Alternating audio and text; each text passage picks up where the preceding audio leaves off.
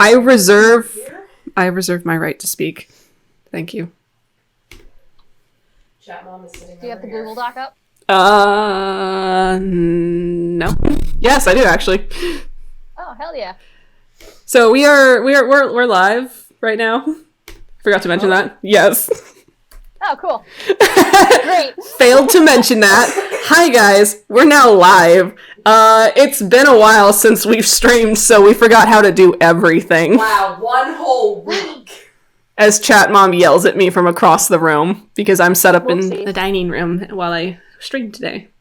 Let me stalling. Well, I totally go to look at the Google Doc that is totally up right now. Like, oh, absolutely. It's up right now on my screen. It's just taking me a while to get to it because the laptop's so very far away from me because I'm very tall. Hi guys, welcome to Saturday.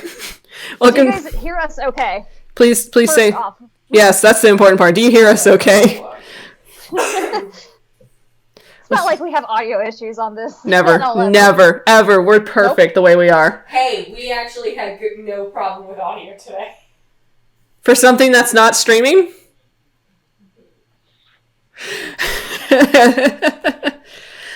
Hi, Vic. Lynn is low as usual. Lynn is just the slightest bit soft. That's because Lynn so soft. can't reach the microphone. All right, let me turn you up. It is literally around my neck. I don't know how I could get closer to it without eating it. Just eat the microphone. Let me listen on it on my end. I don't want to eat the Hold please while I... Yeah, you sound fine. I think you sound fine. Did you fix it now? Oh my god, looping. Holy shit. There we go. Yeah. We're fine. Are you sure? Did you turn me up? Yes, I did. I turned you all the way up. All the way up to max level. Maximum Lynn levels.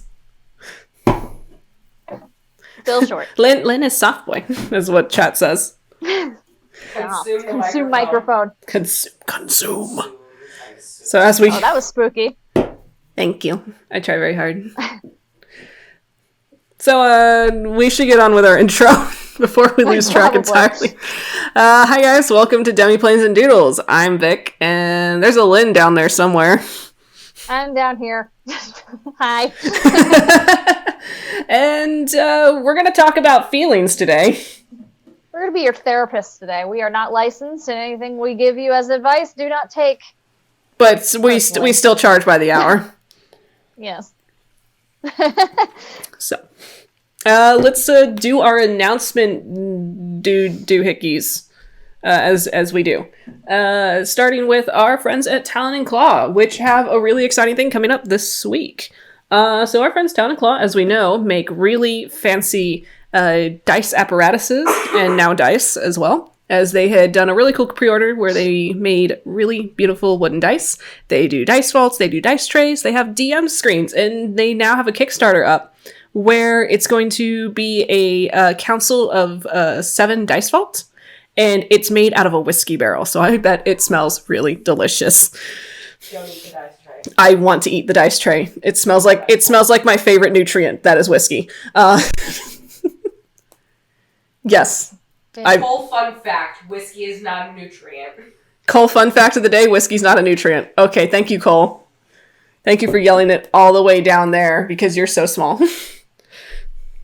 So, along with that, so they have a Kickstarter that is starting on May 15th, so go check them out. We have a link to their Etsy down below, and we also have a coupon code, code Divine Conquer. You can use at checkout. You get 10% off.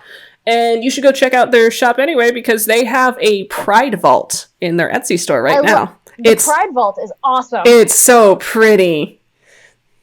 And I feel that I need to own it for my pride. So go buy the Pride Vaults, because they're very beautiful and pretty, and they're made of rainbows. Rainbow wood. Rainbow wood! It's a real wood, trust me. I'm not a licensed professional, so don't fact check me. Cole's gonna just keep gonna keep fact checking me the whole night. Anyway, so onward from that, We promote our friends. So we know this really cool person that makes chainmail dice bags on Etsy, Queen Chain Designs. So if you need some extra AC for your dice to keep them from taking damage and rolling really badly, you should go check out Queen Chain Designs and get really pretty dice bags. And there's like really cute little designs that can be done on them and stuff, and they're really cute. You should go check them out. As always, support your small-time artists. And speaking of small artists, as I segue, it's just riff on Lynn night. Oh boy. This is what happens. Grayson, is it? No, of course not. Of course not. This is just happens when we miss a week, because I just kind of like backlog all of my riffs for you. Thank you. I appreciate it. Oh no, I'm being fact checked. Oh my god, Rainbow Wood's real. Rainbow eucalyptus. Oh wow, I learned something new today. I'm gonna forget this in 5 minutes. Thank you. Okay. Memory of a goldfish. Memory of a goldfish is what I have. Okay, West. What? Speaking of West. Speaking of West and speaking of small artists, we have a webcomic. We do. Yes, we have a webcomic. I forgot the name of it because I have a memory of a goldfish. But if you scroll down, what was the name of it? I forgot. Yeah, what's the name of that comic? Because I know if you scroll down below on the Twitch page, there's a really cool link you can click, and I think the reason why I forgot is because we gave it a new name on the Patreon. We did. Yes. We did. Bro. I think I remember the name. It was Alistair. Alistair, that's right. He's the Holy Bro, which is the name of our, which we renamed our Patreon URL. So you can find us at patreon.com/theholybro.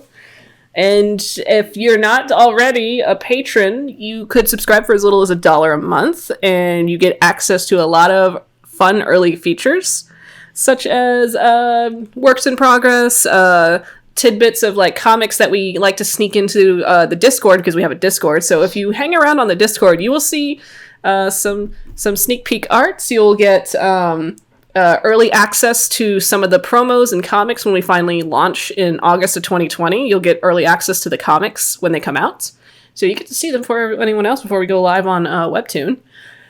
And we also have a really cool tier on our Patreon, which is the Zesty tier.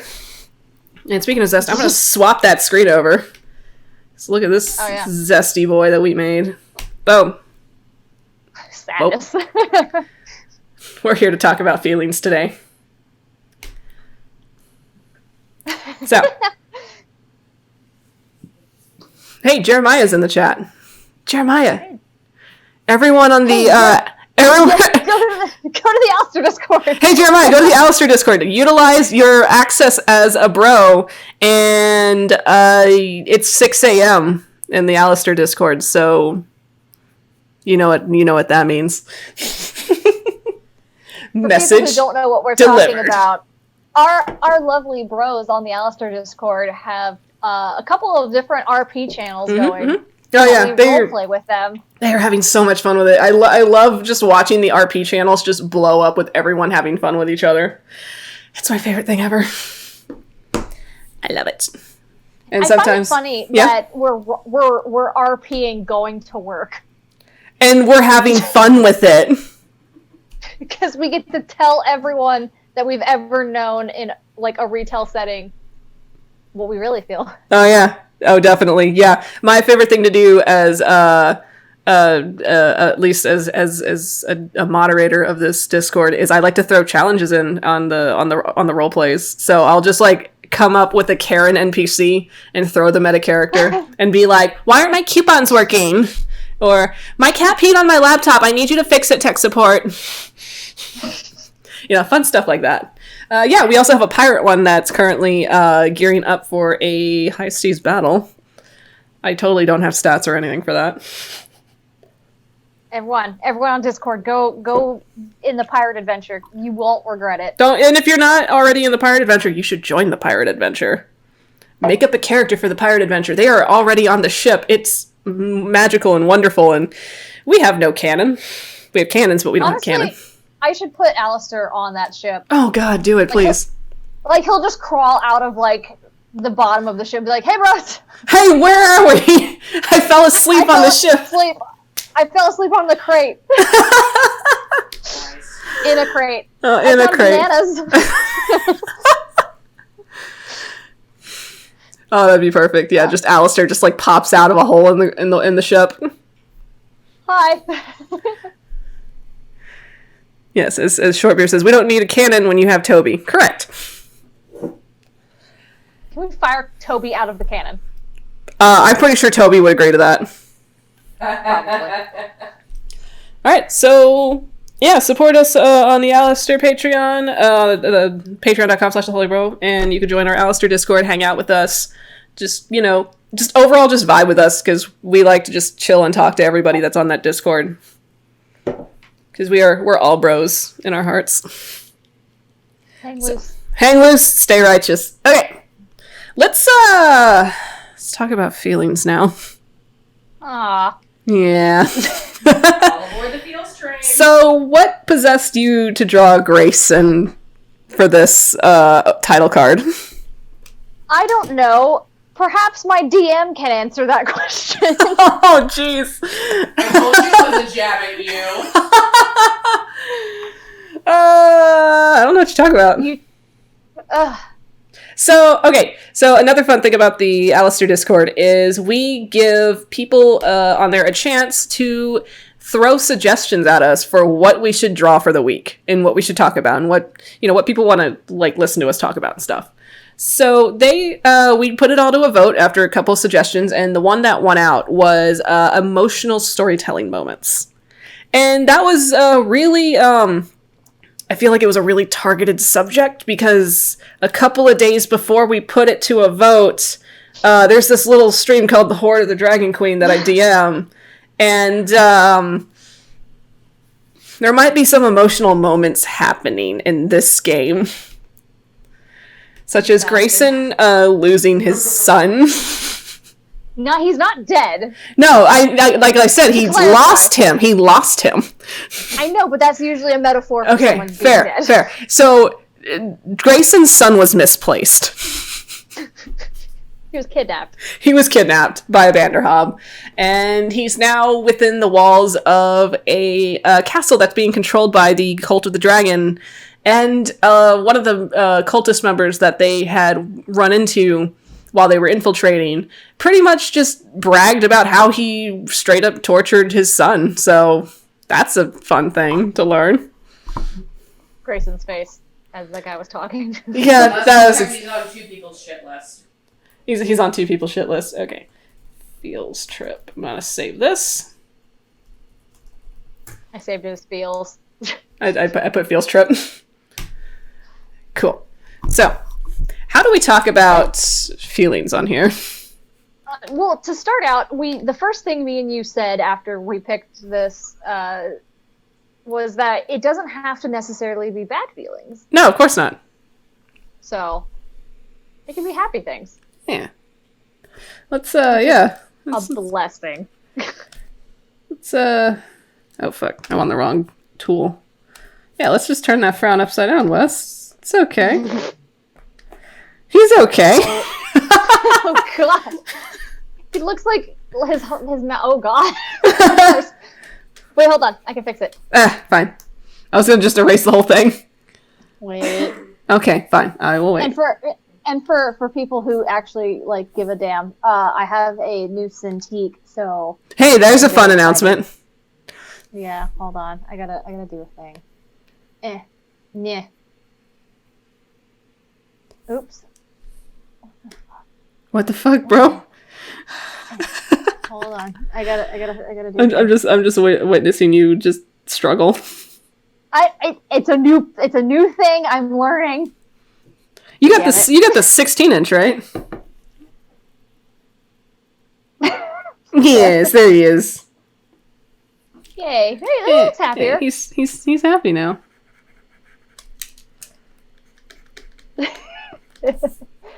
Yay. No, not allowed. Get rid of that. West is very sad right now. You know what? We're just gonna give him a little hand of Homer's fair. Why not? Now he's the evilest. Oh, No. nope. Grayson with hold on. Grayson with facial hair like this. Let's see what that looks like.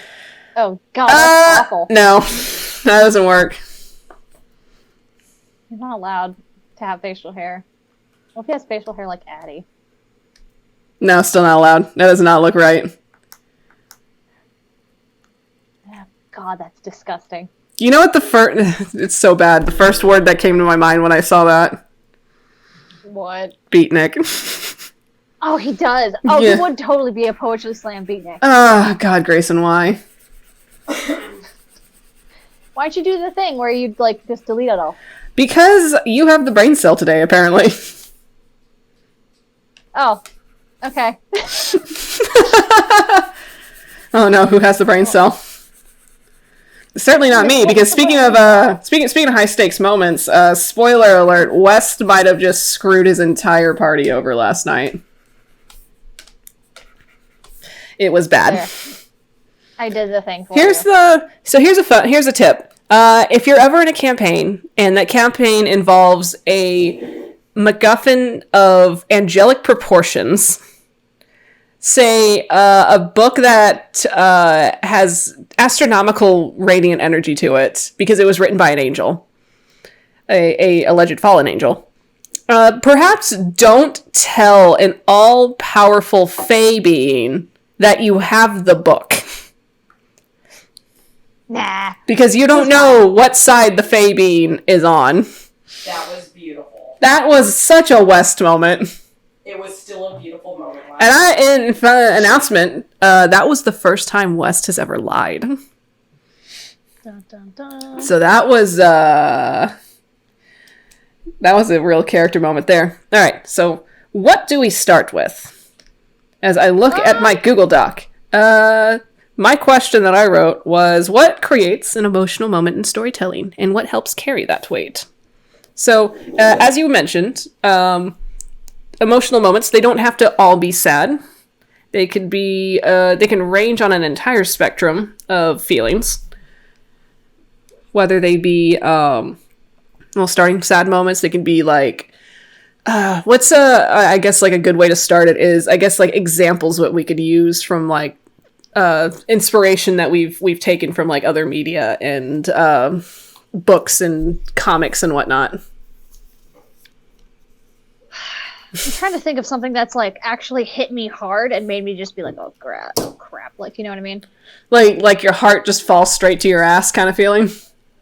I love that. Mm-hmm. Especially with books, I think. Oh yes. I love reading a book, and then when you finish it, you just have to like sit there for a moment and contemplate your own life. Yeah, and then like I love it when there's a moment where you think everything is like going one specific way, and then a person says one thing that just flips it on its head, and you're like, oh, I got a good one because it just came to my mind. Because if we're gonna stay online with, since we're making a comic, let's talk about comics. Cool. Well, comic thinking towards comic book adaptations, movie, The Watchmen. Oh, I love The Watchmen. Yeah, and like the whole point at the end where they're like, we're gonna stop you, and there's the part where you're gonna monologue everything, and he's like, no, I'm not, because I already did it. And you're like, oh. I was like, excuse me? That's new. So that was a favorite moment of mine.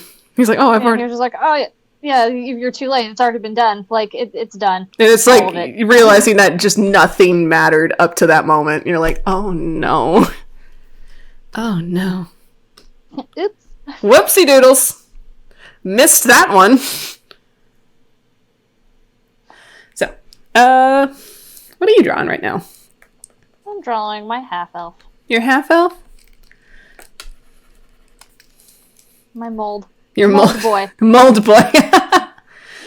It's you know, thinking about like feelings in like in storytelling or an RP, it's weird because this character he doesn't express feelings really well. Or at least in a way that is standard for people, I would say, because everybody's on a different wavelength.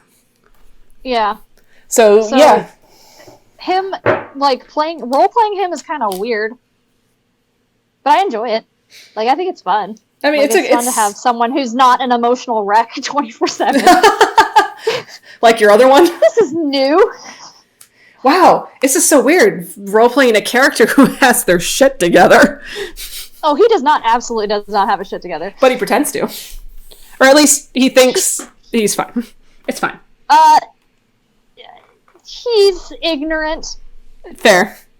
Ignorance is bliss kind of way. But also he just kind of rolls with it.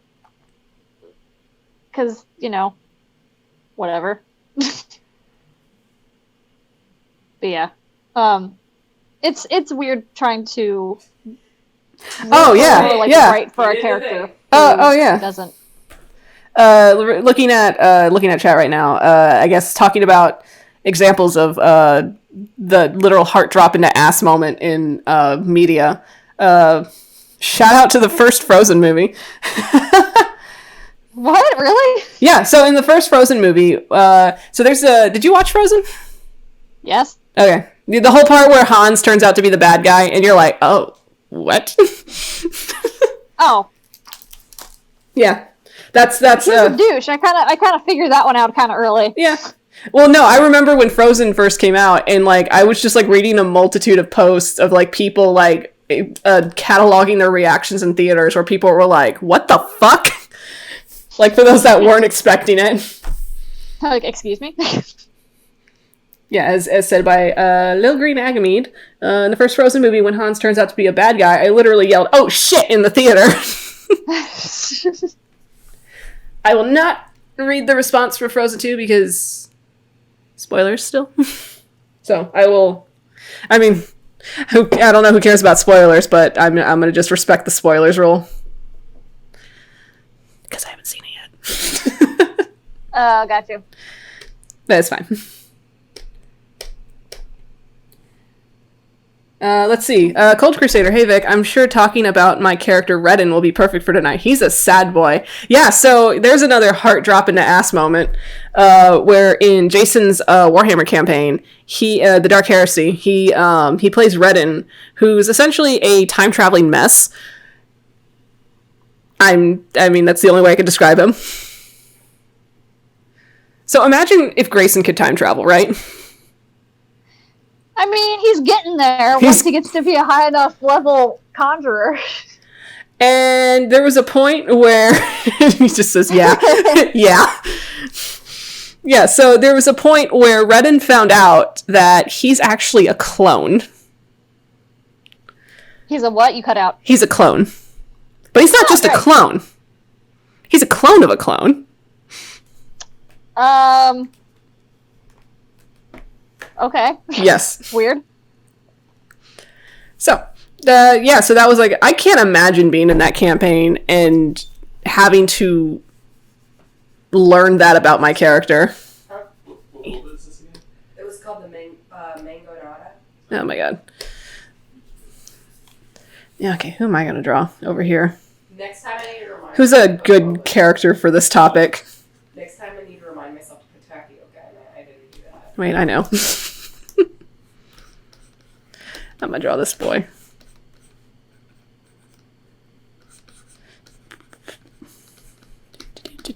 So.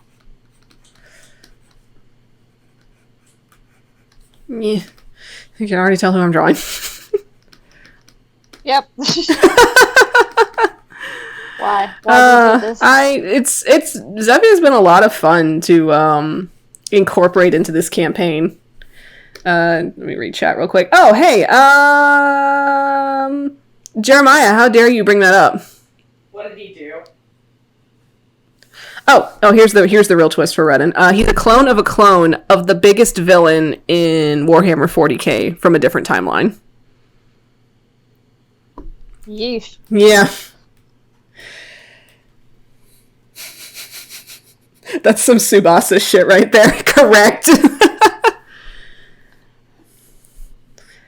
Force. I did not play Force Unleashed 2. I think someone I know did, but I never played it.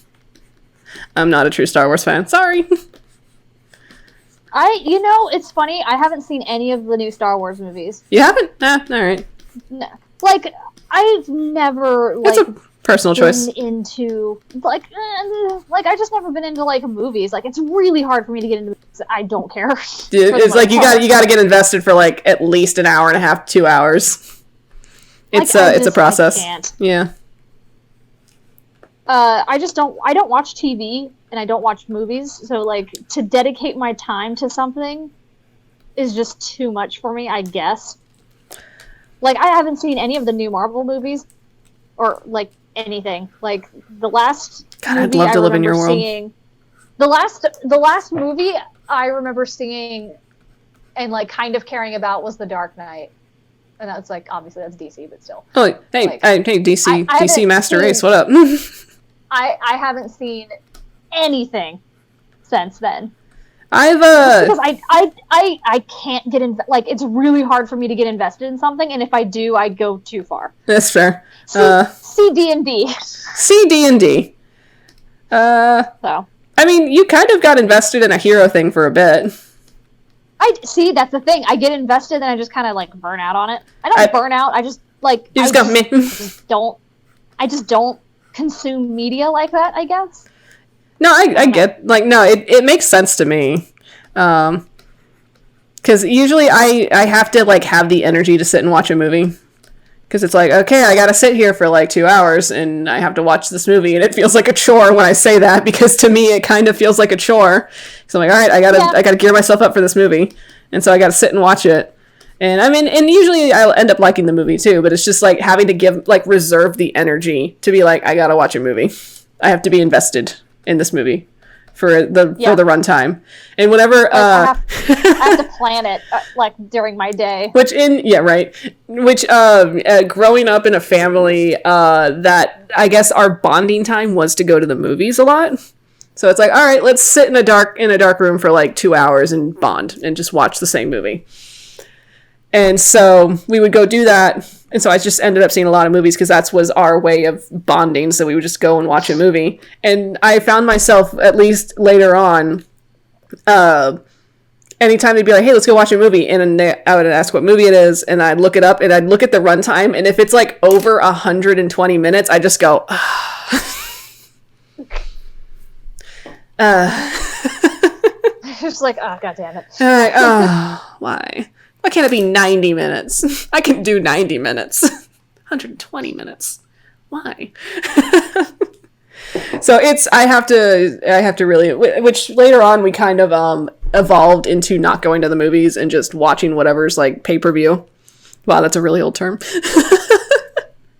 What do the kids call it now? On demand? Yeah, that's what they call it. Okay. Cole, fact check me. What? Is it called on demand now? Is it what? I called it pay-per-view. Is it on demand now? On demand. Okay, thank you, Cole. Pay-per-view is what ye used to call it. I know. I was like, what do the kids call this nowadays? Remember Vic having to move the rabbit ears? Oh my god, don't remind me of the rabbit ears. Don't talk. Rabbit ear TVs? Yes. The antennas? Yeah. Yep. You know, when you have... So, for all you youngins out there, if you think trying to find a Wi-Fi signal to connect to is hard, try physically fighting the Wi-Fi. Because that's what you had to do with a rabbit ear TV, and it was terrible. And you would, like, move it, and you would catch the signal, and then you'd move a little too far that way, and then when you go back to find that signal, you just lost it forever. Worst experience of my life. I will take Wi-Fi any day, thank you. What were we talking about? Emotional Feelings? moments. Emotional moments. Feelings. Feelings. Oh, it's been a while. Let me read chat. Hold up. Let's see. Just a lot of Star Wars talk. Oh, there's a lot of Star Wars talk happening. Triumphant feels moment. Oh yeah, triumphant feelings. Let's talk about that too. I mean, if we're gonna talk about it, since we've been talking about Horde a bit, how did you feel with Grayson finally getting his memories back? I definitely want to set aside a time for him to kind of, I guess, digest it all mentally. That's fair. He hasn't had a time to like sit and think. Yeah, so I think once we figure out what's going on here and like we get to a safe place, I think he's just gonna sit there and just sit quietly and try to like piece together as much as he knows about what's going on. Oh, okay. While Zevia cries quietly. No, he's gonna stay with his son. Like it's gonna be a moment. That's certainly gonna be a moment. Yeah. It's like me as the DM. I'm like, I don't know if I'm mentally prepared for that moment. You know, what Grayson knows, he has no reason to talk about. But if someone asks, he'll be like, yeah, I've been looking for my son. He's been missing for like 4 years. Yep. And, and he has a lot of feelings, and he knows what happened to cause him to leave. He knows a lot of things, but no one's asked him yet. How are you doing, Grayson? I don't know if he's in the proper mental state to just kind of unload it on someone. I mean, Godspeed to whoever it is. I hope it's Fox.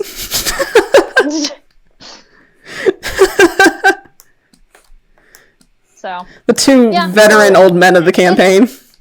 It's weird though, because me as a player, I'm like, someone I know things. Let me say something. Yeah, I feel that way. I feel that way as a DM. I'm just like, the NPCs know things. Tell them, talk to them, interact with them, look at them. You're in a living, breathing world. Do something. Yeah. That's just me as a DM.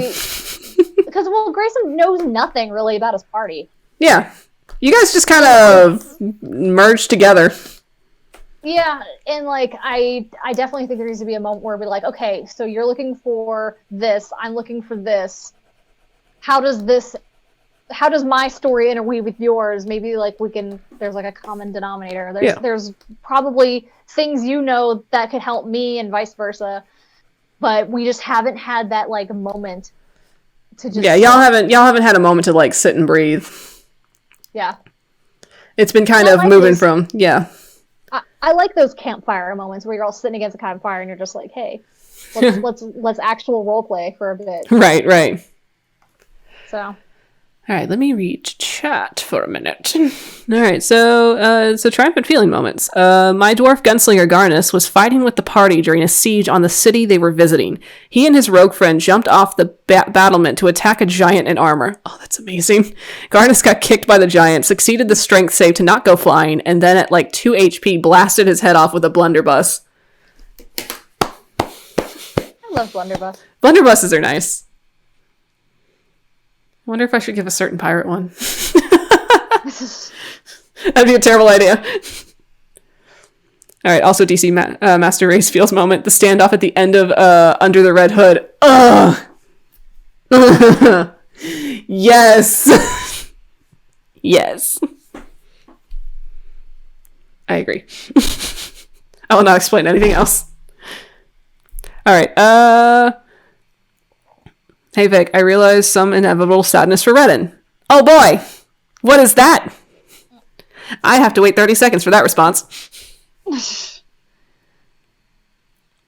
When Grayson when Grayson got his memories back, Burbo regrets a bit about carrying him. He couldn't handle the immense zest that exploded. Oh god, you guys have no idea. It's one of those things where you're lucky it's a serious moment because you have no idea what's been unleashed. Uh-huh. I unfortunately know, and I'm... It is not unfortunate. You love it. You love the zesty old man. I do. I do. Made your bed, Vic. Shut up, Cole. Speaking of Cole. Hi. Look at this cutie. Aww. Look at this cutie. I'm what? Oh, Addie, what's wrong? You look like you've discovered something very serious. What is Addie doing? He doesn't know. He does not know. He does not know. That's right, Addie. You cute. You is cute. That's going to be a fun thing. What? That he's going to discover if he ever does in actual RP. Oh no. Oh yeah. He's going to be like, excuse me? Excuse me, I say, what? Don't worry about it, Cole. What? Don't metagame, Cole. It's fine. I'm nervous. Cole, you know.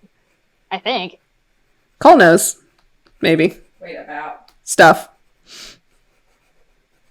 Secret stuff. Cole's like in the corner, like, I'm offended. I'm a knowledge cleric. I'm allowed to know things. And if I don't know a thing, I'm gonna be offended about it. Look, that's what he did last night, okay? That was pretty great. Yeah, that was certainly a moment from last night. Look. So, yeah. Cole showing up in the lair of a creature that trades in knowledge. That was such a peak moment for Cole. To what? Watching you guys on stream. Yes. Like, just gasping and, like, just being so shocked was the best ever. I get a little too excited when I play. I enjoy it. Okay, Great. What was... expressions was fantastic. What was your first thought when West is the one that fucking failed his dex save? Which honestly, it was just Dis just being like, God damn it. Which, reminder, the DC was 5. The DC was 5. Westwood. Orc Death. Westwood. Orc Death, who has a dex of 0, I believe, got a 7. West got a 4. Missed it by 1. And he just face planted right onto a gargoyle. That immediately got upset, summoned his buddies, and threw our bard 100 feet down. And she somehow survived. She's alive, and I'm thankful for it. I would be so sad if we lost Laz. I will not lie. I love how Kelsey was like, I was going to do what Ori did. I wasn't even going to come back here. I didn't even want to come back to the Underdark, and I'm getting killed. Oh, my goodness. Shane says that he is looking forward to doing some Zesty Grayson reels. Oh, God, you have no idea. Looks like I have to write some lines. Has he said anything zesty lately? In game? Just in general. I send you shit all the time. No, I know you do. What my default thought for Zesty Grayson is just leggy out. Yeah. Yeah. The old razzle dazzle. He just sticks leg out. He's like, he rubs his legs like a cricket. Chirp, chirp. Oh, God. Oh, Grayson. He's my first D&D guy. Hey. He's so his own person. He's very much his own person. He's so alive, it's scary. I think it's cool when you're playing a game or you're, doing a forum RP or whatever you're doing, and you are playing the character and something intense happens, and you feel one way, but your character feels differently. Oh, like me last night when Wes decided to talk about the book, and I was like, I shouldn't be talking about this. I'm going to literally kill everyone in this party. Why is this happening? And Wes is like, I want to talk about this book right now, because I'm pissed off that we have this thing. West is like, he's right now, he's very mad. If I can dissect if I can just dissect his character for a moment. I know this isn't Monday, but I'm going to do it anyway. This is the Vic and Lynn show. We can do whatever we We want. can do whatever the fuck we want. This is our show. Yeah, so I say Wes got very, we're all about talking about feelings in this episode. So Wes got he's very frustrated. He feels very much like a lot of things aren't, I guess, moving. It's like we have this book. And from what Wes understands, okay, so we have this book. This book is bad, from what we know, because our friend Cowerbow identified this book, and it literally exploded at us, and we almost lost 2 children in the room with us, and Wes was blinded for a good minute, and he hated every second of it. But then he saw a woman before he went blind. He saw essentially an angel woman who told him something specific, and that stuck with him. And this book has been constantly been a constant state through this entire adventure for him. They found the book opened, it tied them all together by their souls, by these threads of fate. It it came back again when he died, and he lost his thread, but then Dis grabbed it and like literally forced it back to his soul. He saw the thread again when Kaurabao died, and he felt it, and he felt the pain of it and his friend leave him forever. And it's obvious that this book is very important, but everyone's too afraid to talk about it. And if we're not talking about it, there's nothing we can learn about it. Yeah, we learned a little something last night. It's a love letter. Cole, shut the fuck up. Okay. Nobody asked you, Cole! That could be a metaphor, though. It could be a metaphor. Like, yeah, we don't know much about this woman, so we don't know much about anything related to this book. I have all of my theories. I know you have your theories, Lynn. I want to message Jesus and be like, hey. I'm gonna be like, hey, sticks leggy out. Hey. It's like, so here's the thing. Let's talk theories. Yeah, so West is he's very frustrated because it's like, we have this thing and people are trying to kill us over this thing. So why aren't we doing anything about it? Why are we just hiding it in a bag and never talking about it? And that's where West stands on it. So he sees a woman. Valid. That's a completely valid, train of thought. West is just very angry and doesn't know how to, proceed through his feelings about things. He doesn't know how to be tactful. He doesn't know how to be discreet. He doesn't know. He's not good at being discreet. The first time he was ever trying was when he lied. And that was a shocking moment for me. I was like, oh, fuck, he lied. He didn't realize that until afterwards. No, I literally texted you the morning after. I'm like, West lied. Because she's like, where's the book? And he's like, I have it. Obviously, I don't have it, but I have it. Because it was a moment of, I don't want my friends to take the fall for this. If someone's gonna get hurt over this stupid question, it should be me. And so that's why he did what he did. Yeah, and that's so fair. there was good intention behind it, but still, he's never really lied before. He's never felt a reason to lie. So it felt like a moment where West is slowly adapting, I feel, to the situation around him. Do you feel like that was out of character? To lie? Like an accidental out of character moment, or do you think that's something West would eventually learn to do? I feel like, West, I don't feel like it's something West is going to be constantly doing. I feel like it was a moment, it felt kind of in character for West. It might have been an out of character moment for me, because it was like, I don't want to let her know that we have this thing. But if I look at it in character, it was West trying to protect his friends. Yeah, that's fair. It's like, I don't want anyone to get hurt over this but me, because I'm the one asking this question. And we don't know what she's capable of.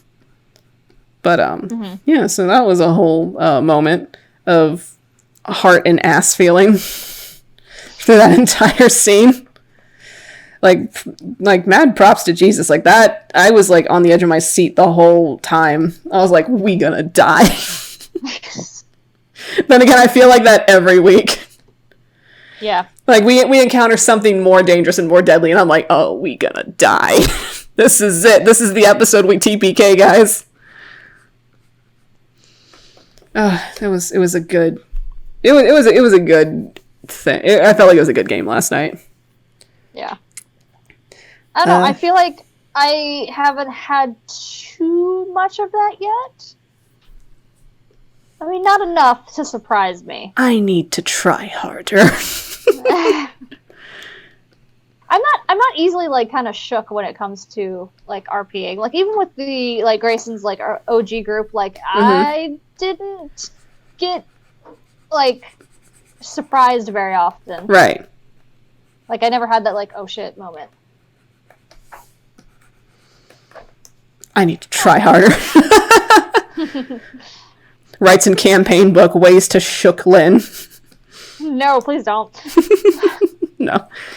I mean, I don't purposefully write for shock. That's a thing I don't do.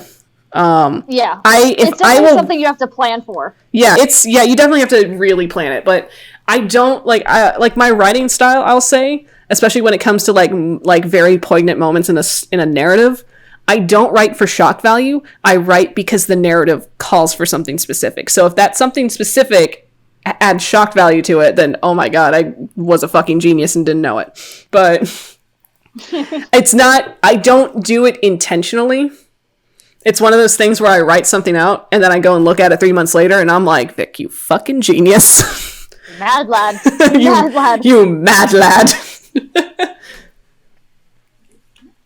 Yeah, so I don't necessarily go for shock value. Which I don't think it's bad to do it, as long as you know what you're doing. Then again, I don't make the rules for writing. People will write however they want. Mm-hmm. It's your games, it's your stories. You write in whichever way works for you. I will write in my way that works for me. Here's my side of the sandbox. There's your side of the sandbox. Don't kick my castle over. Yeah, pretty much. Yeah, basically. I don't think I write purposely for shock value either. Like, a lot of my characters will have, like, oh my god moments, but that was all predetermined. Mm-hmm. And it just happens. It's just, it's a storyline that you've had kind of preconceived for a character and you just build off of it, essentially.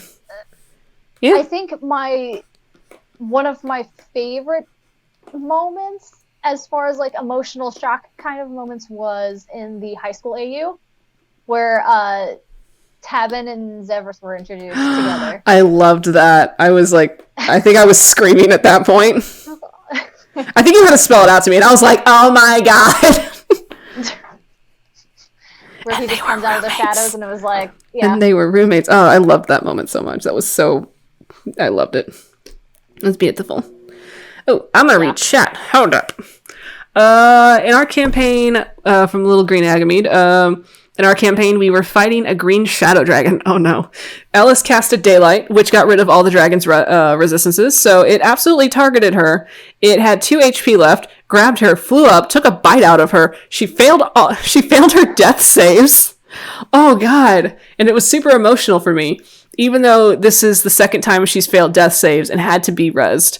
The first time, I was still new to playing her and wasn't attached. We're starting her arc tomorrow, I think, so I'm super pumped. I'm super pumped for you. And I hope Ellis has a very good adventure.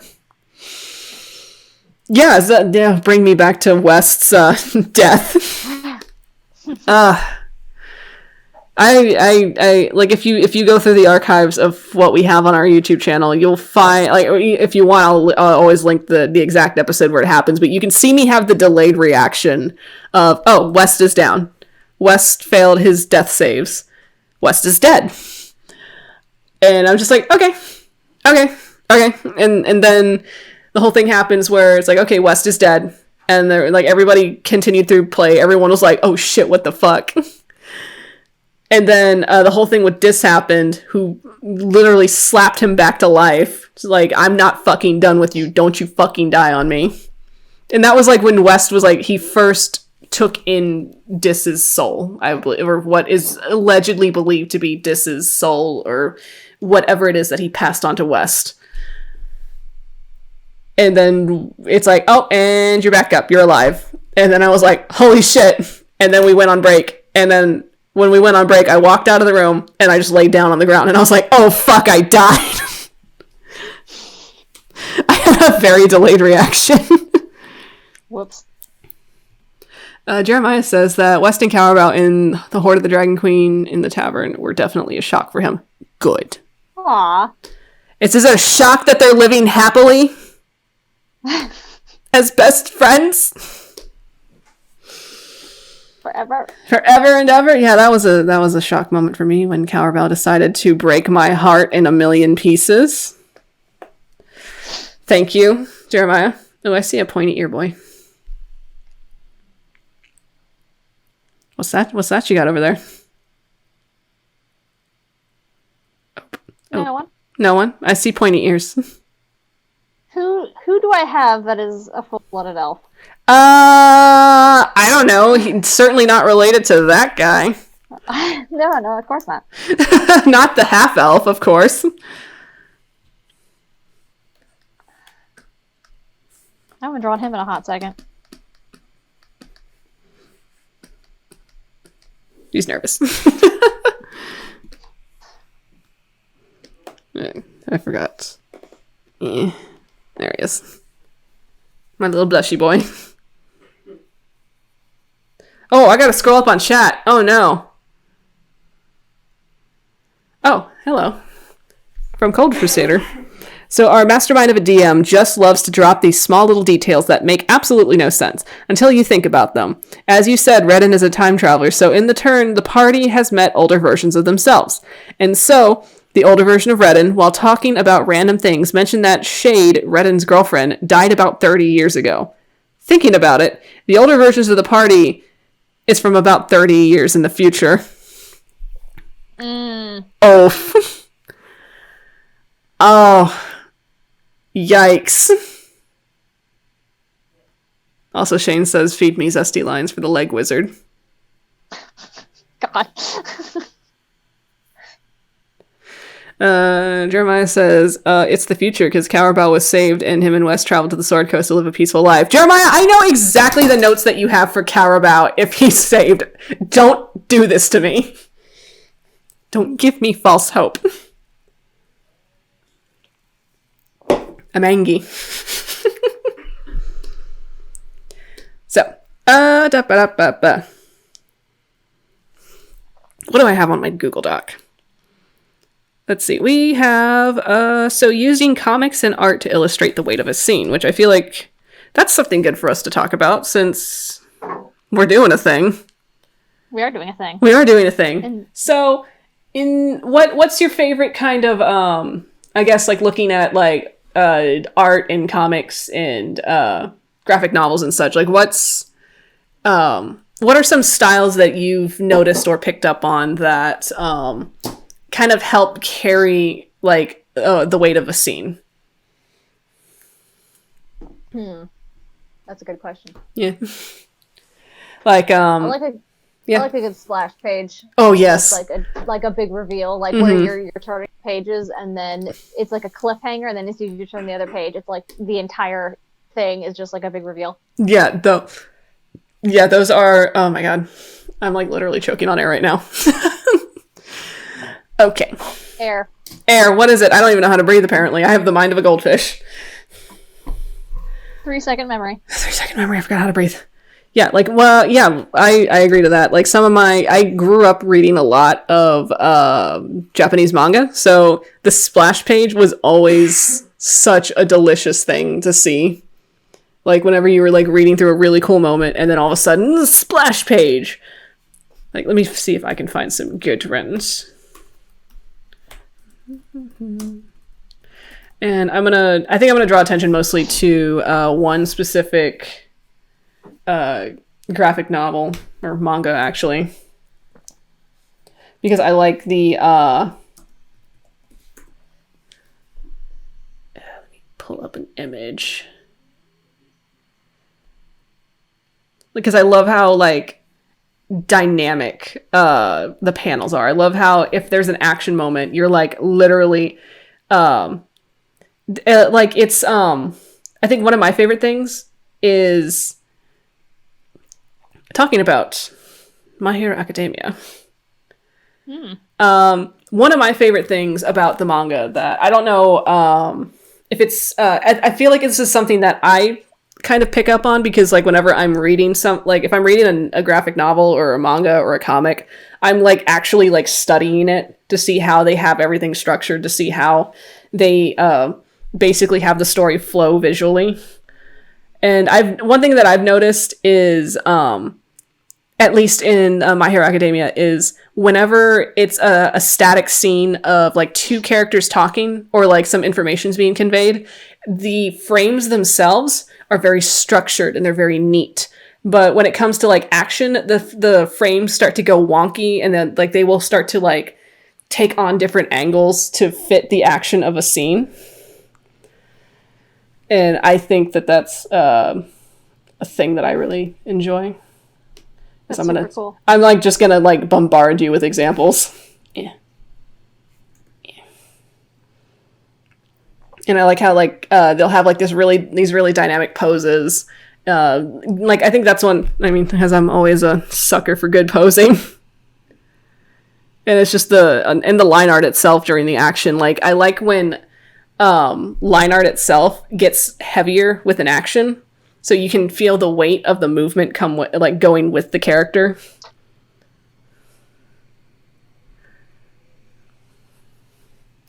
Like I think that's really neat. I'm trying to find some like good splash pages because I love me a splash page. Splash page. There's one. Copy. Let's check our thing. Bless you, Kawaii Red Boy. Yes, he is. Let's see. I had Shane. I had a rage moment in a COS game where Curse of Strahd game where Strahd crashed a festival that the party were attending and paid our edgelord former mercenary war cleric 1,000 platinum to betray us in broad. Not technically daylight, but you get the point. My Goliath fighter kicked his ass in a single combat immediately. The player never trusted him again and soon broke up the game. Wow. That's insane. Wow. Oh my god. Oh my god. I don't even know how to feel about that.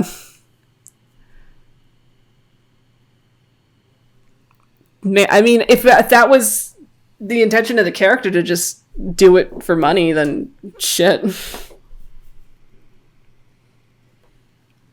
Let's see. I love in comics where stuff goes out of frame. Yes.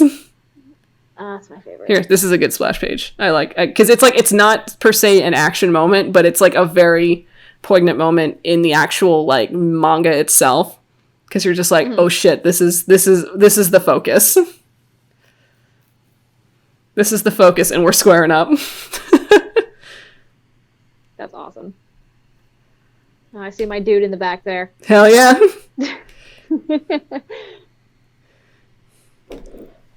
All right. I love those in Western comics too. The 1 or 2 page spread I love a 2-page spread. So good. I really like that kind of stuff in Junji Ito's books.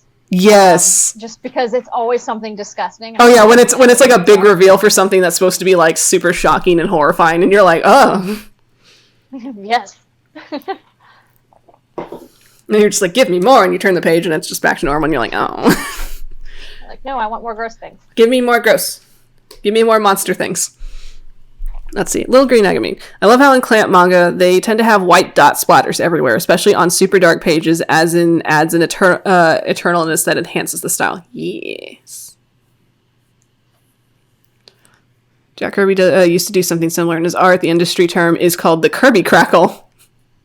That's your fun fact for today. We're having a lot of fun facts today. Well, so many fun facts. Cold Crusader. Oh no, Shade dies. His only friend will be Magnus and Lumen, and wouldn't want to be friends with the Demon Prince and a version of yourself that died in another timeline. Nobody. Oh god. Friends with yourself in another timeline. No thanks. Ugh. Man, I wonder what it would be like if younger Grayson. If younger Grayson met older Grayson, he'd probably tell him how terrible his face looks, maybe?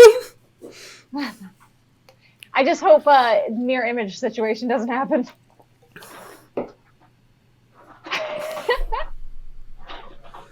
I have nothing to say to you. What? Say it. No. We all know why Grayson got his wizarding degree. Listen. His thesis has nothing to do with this. Oh yes, I love this. I'm gonna send this because I love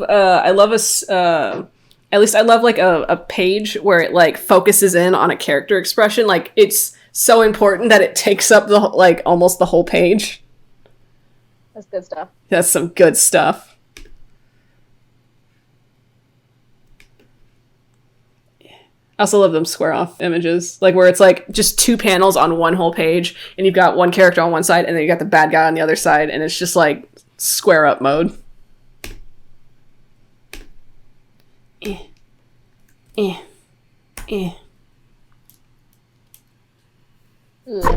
I love some good dynamic panels.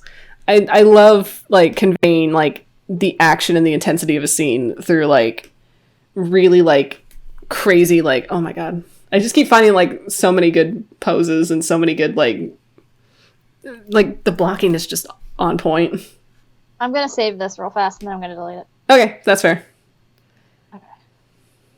Okay, I'm gonna go find other comics now. Oh my god, you're going down a rabbit hole. So like trying to think what else we could talk about. What's a happy moment? Happy moment? Happy moment. Hmm. I know a happy moment for me. What's your happy moment, Lynn? Favorite happy moment is when Zevia was born. Aww. That entire thing was the cutest ever. Oh my god, yeah. I love it whenever you tell me that you went back to reread it. Oh, it hurts my heart. Like, in the best way. Oh, one of my favorite things. Let me go find it. It's in my Google Docs. But it was the entire sequence that I wrote for Grayson about when his demiplane collapsed. Oh, that was one of my. I think that was like probably one of my favorite things. I gotta go scroll through all of this stuff to go find it. Man, I sure wish someone in the group asks what happened, so I can retell that. Right? Like like I love I'm talking about it because I'm talking about it like I didn't write it, but I wrote it, so looking at it from a perspective that is not me being a complete fucking narcissist. Do it. Never. No. No! Don't make me talk good about my stuff. How dare you? But I mean, just alone the tone shifts of like going from like a soft moment to the forlornness of I have to leave home to go and, you know, do specifically what my character story asks of me to do. To complete shit breaking loose. Also, Grayson being aggressively protective over Phoebus is just everything for me. He is aggressive, yes. Don't you dare touch my son.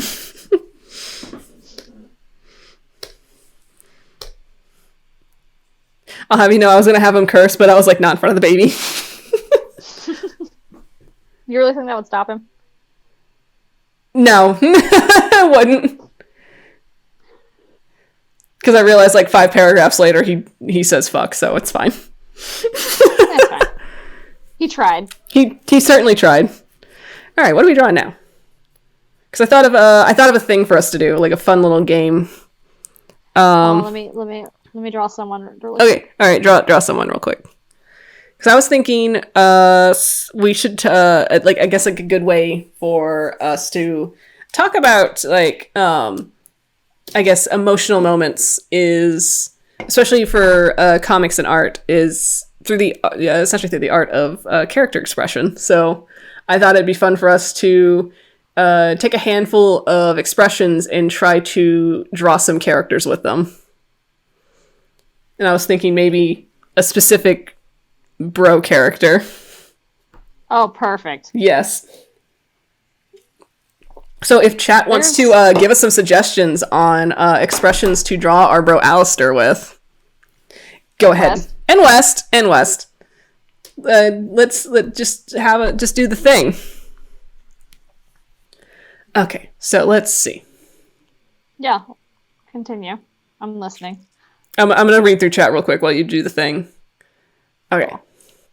So, Grayson, I can't be friends with myself. I have too much self-loathing. Self-loathing. God. That was from Shane and Jason. Redden. Of course it was. Redden, even if I don't want to be in the same room as as me half the time. That also equally works as a Grayson quote. Even I don't want to be in the same room as me half the time. Happy moments. Happy moments are always good. So, okay, so Little Green Agame. So the last page of X 1999, before it went on hiatus, is super emotional in its structure. The main character is pinned to a slab of rock. Oof. Prometheus much. The antagonist stands above him with a sword. The sword has action lines of it going down. There's a blood splatter on the bottom of the page. Lots of action lines. It gives me anxiety to look at it. Give now. Oh, there is a link to the page. I'm gonna go look at it. Ooh, that's a good pose. Bro, I'm gonna send you those. There's this thing that happens where I just look at something and I immediately consume it and I just send it to Lynn like, look. Look at the thing. Look at this thing. Ooh. Yes. That's a good pose. I know. That was a fantastic pose. So as I come on, close out. Computers never work. I just closed my Google Doc. Yay. Perfect. All right, happy moments. Yeah, does anyone have any happy moments they would like to share? What's a happy moment for you?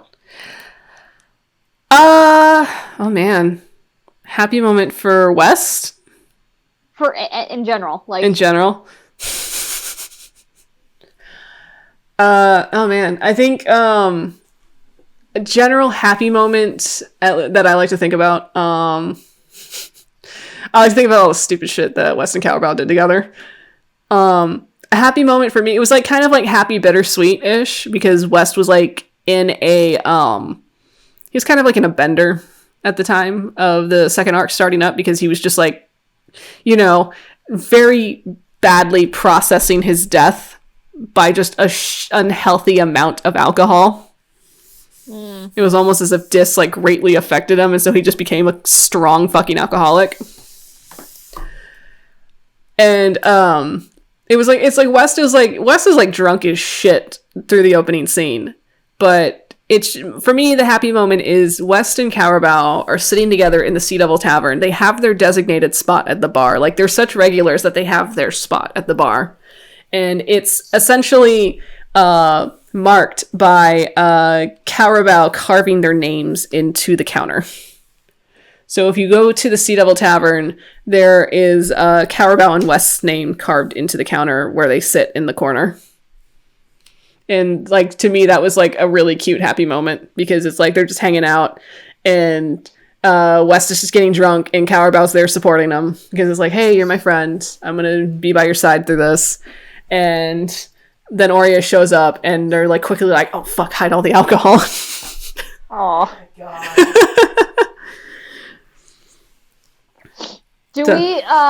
Let me send you something real Okay, fast. sure. To see if we can talk about this. Okay. Oh, there's 2 happy moments for Redden? I'm shocked! Let's see. Shortbeard, foreign expression for... Oh god, a foreign expression for both of the bros. Smarmy. Oh god. Oh, I tried to imagine it on West, and I just didn't know. We're gonna do it.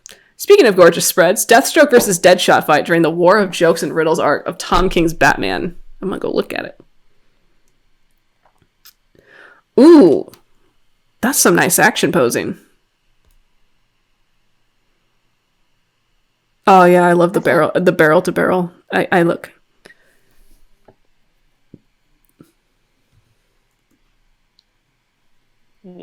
Yeah. Go for it. Yeah. I'm drawing Smarmy. You're drawing Smarmy? Fine. Just message me what words I need to say. It doesn't matter. It doesn't matter? It doesn't matter. Like, do we talk about current or, like... What's happening? For the bros. For the bros? Yeah. Do we want to talk about that or not yet? Hold on, let me look at my... Because you said a specific word, and I was like, okay, let me look at my actual list of things. Because I have an actual doc set for promos. Well, not the promos. I'm talking about the thing we're going to be discussing on Monday. Oh, that's what you meant. I read that completely wrong. I don't know how to read.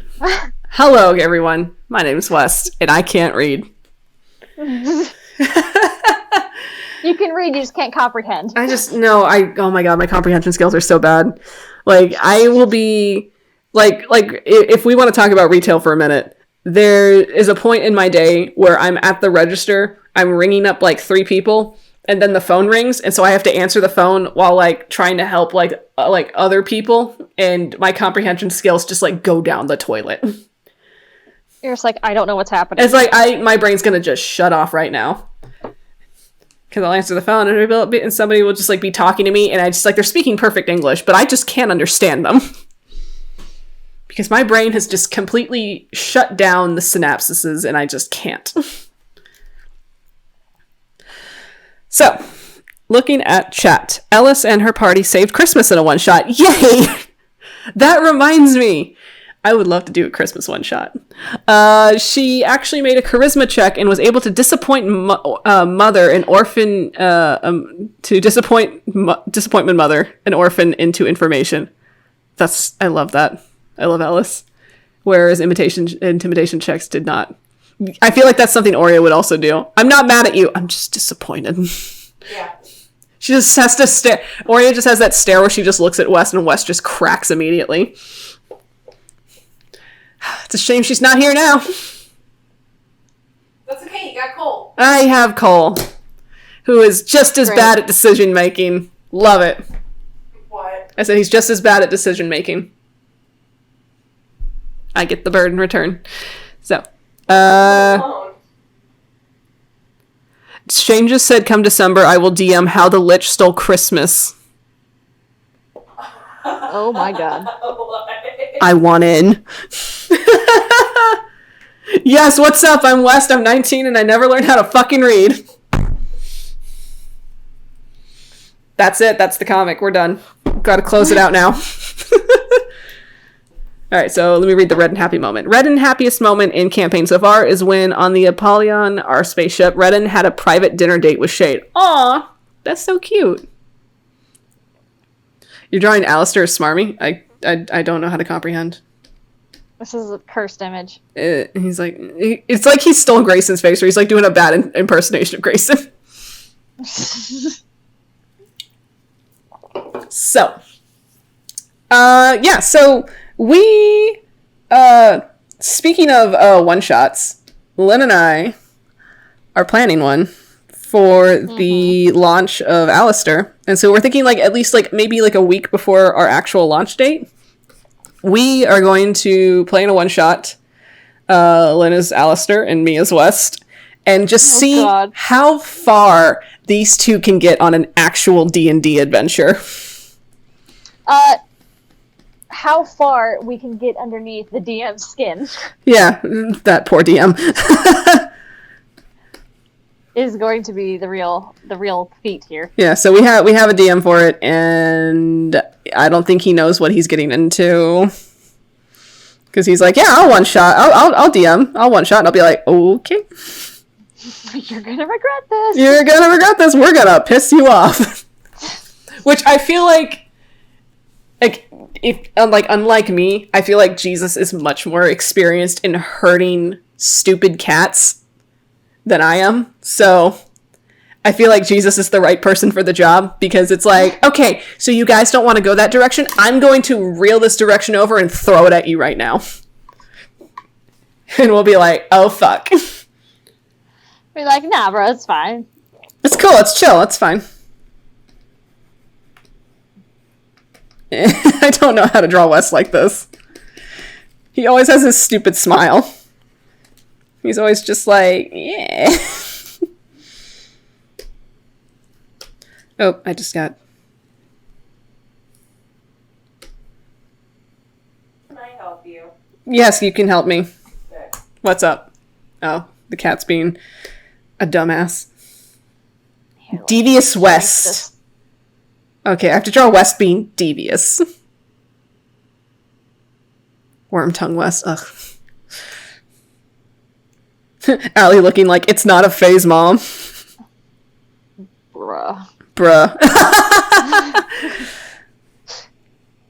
I'm trying to imagine West as devious, and it's just, oh, I can't.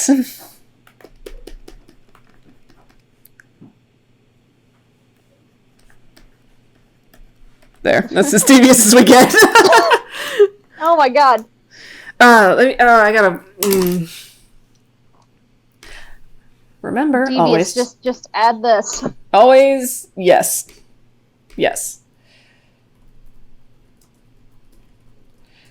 I gotta imagine Wes with a cunning expression. You have to imagine him like he's plotting something, which he's never plotting because he's just very face value. He's like, I don't. He's like, I'm not good at plotting plans. You're trusting me to plot things? I've never plotted a plant before.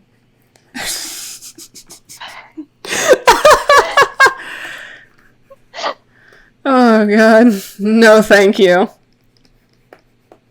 He's just looking very... Chat, what have you done? This is disgusting.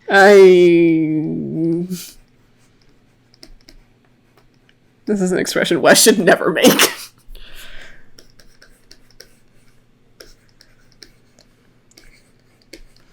Well, it's looking like you got a hold of some of Addie's good stash. Also, sorry, Alistair.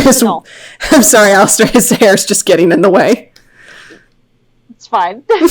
He's just big. They're just gonna like have that situation where their hair gets knotted together at some point.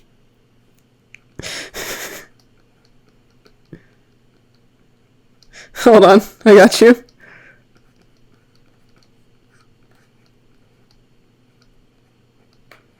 Oop. I got you. What are you doing? I'm scared. Their hair got knotted together. Bruh. Eh.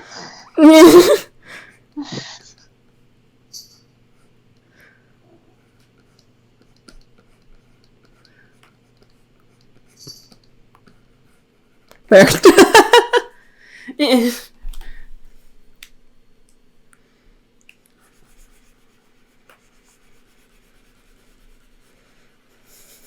I'm just imagining them because I know there was like a whole like a trend thing a while ago. And by a while ago, I don't have any concept of time. So I mean, that's completely fair with what's going on. So. I didn't layer check myself. I sketched on the color layer like a ding dong. Do you need another layer? No, it's fine, bro. It's fine. I'll just color over it. It's whatevs.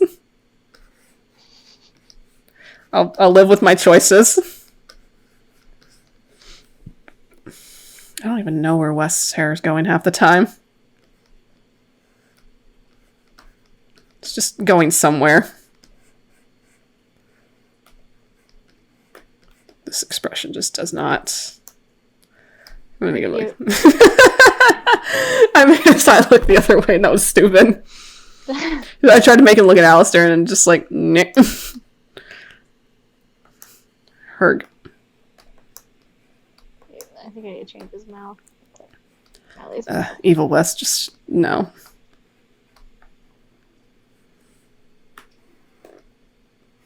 He looks so... Oh my god, I'm struggling with this line. Line stabilizers, what are those? They don't exist. Not in this program. Not in this fucking program.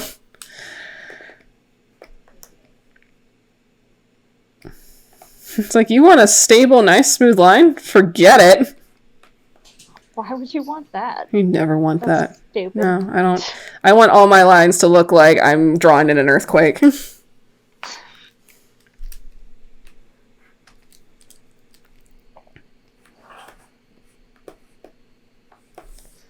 I'm gonna look at chat for a hot minute.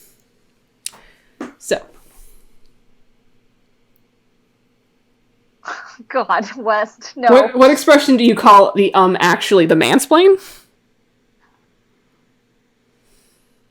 West looks no, that's cursed. West no. West is not allowed to no. Neither of these two are. It's unfortunate for our Zesty tier. Really shot ourselves in the foot on that one, huh? I think that was discussed, but we're just like, yeah, but we have other characters. We have other characters coming into play. Well, we have other characters that'll show up, and when they do, it's gonna get really zesty.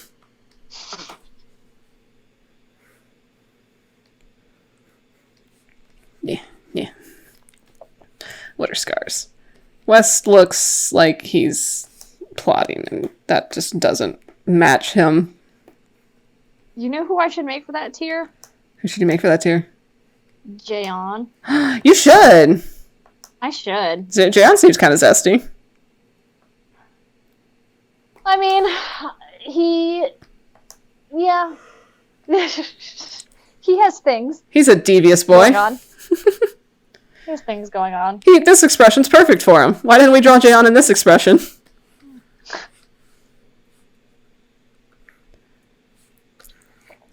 Nope.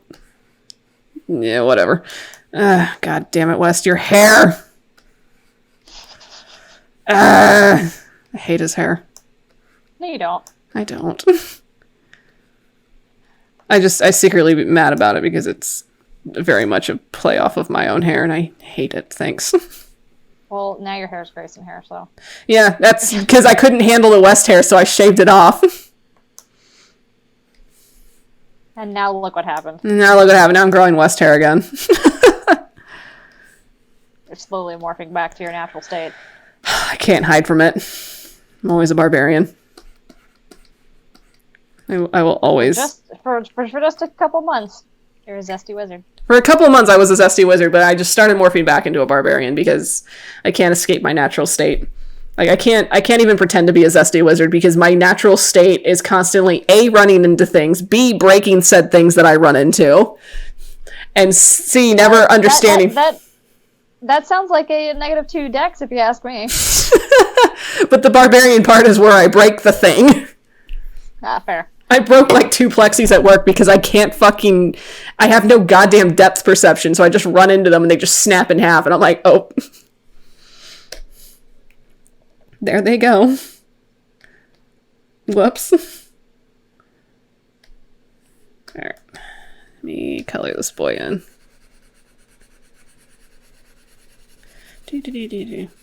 So what's the next round of expressions that we gotta do for these boys?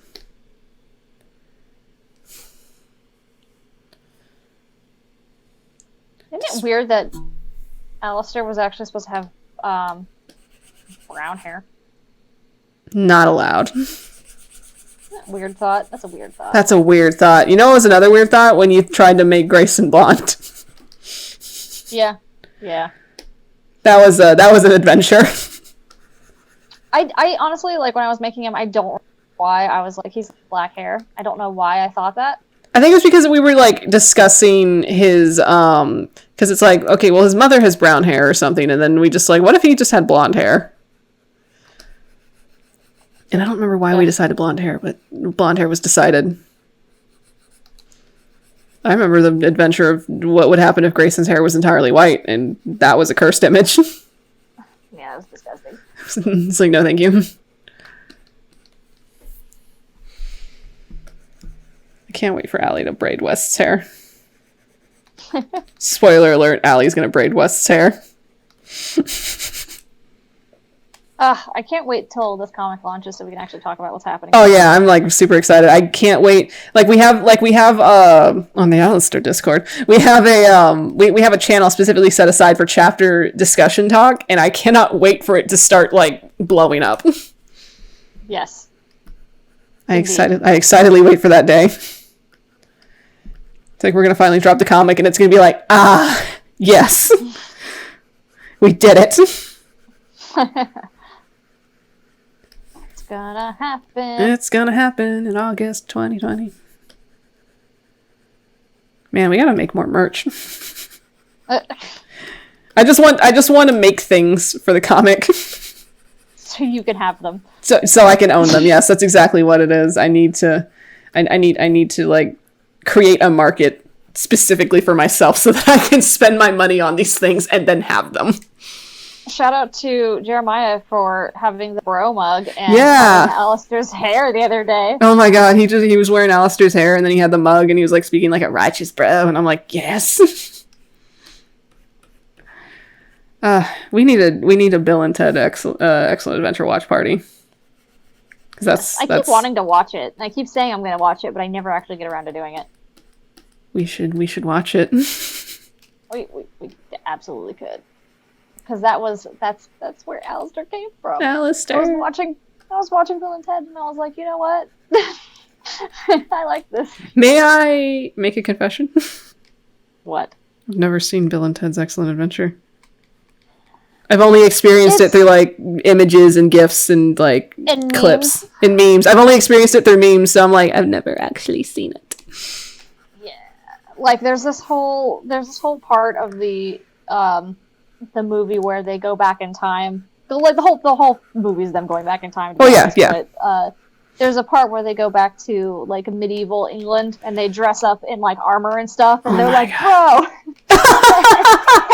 And then they sword fight with each other. Oh my god, it's them. It's literally them.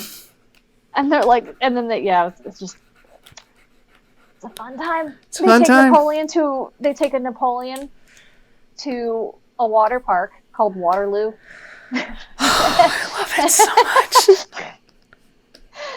Oh, it's just a whole That's bunch beautiful. of this dumb shit. And Oh, I need it. I feel like I need it. Does the D&D store have fridge magnets? They might. Yes, we do have magnets. Yeah, so you can get them in a magnet, you can get them in a sticker, you can get them in a poster. Like the options on TeePublic is you can do shirts, hoodies, baseball tees, you can do baby onesies if that's your thing. If you have the children.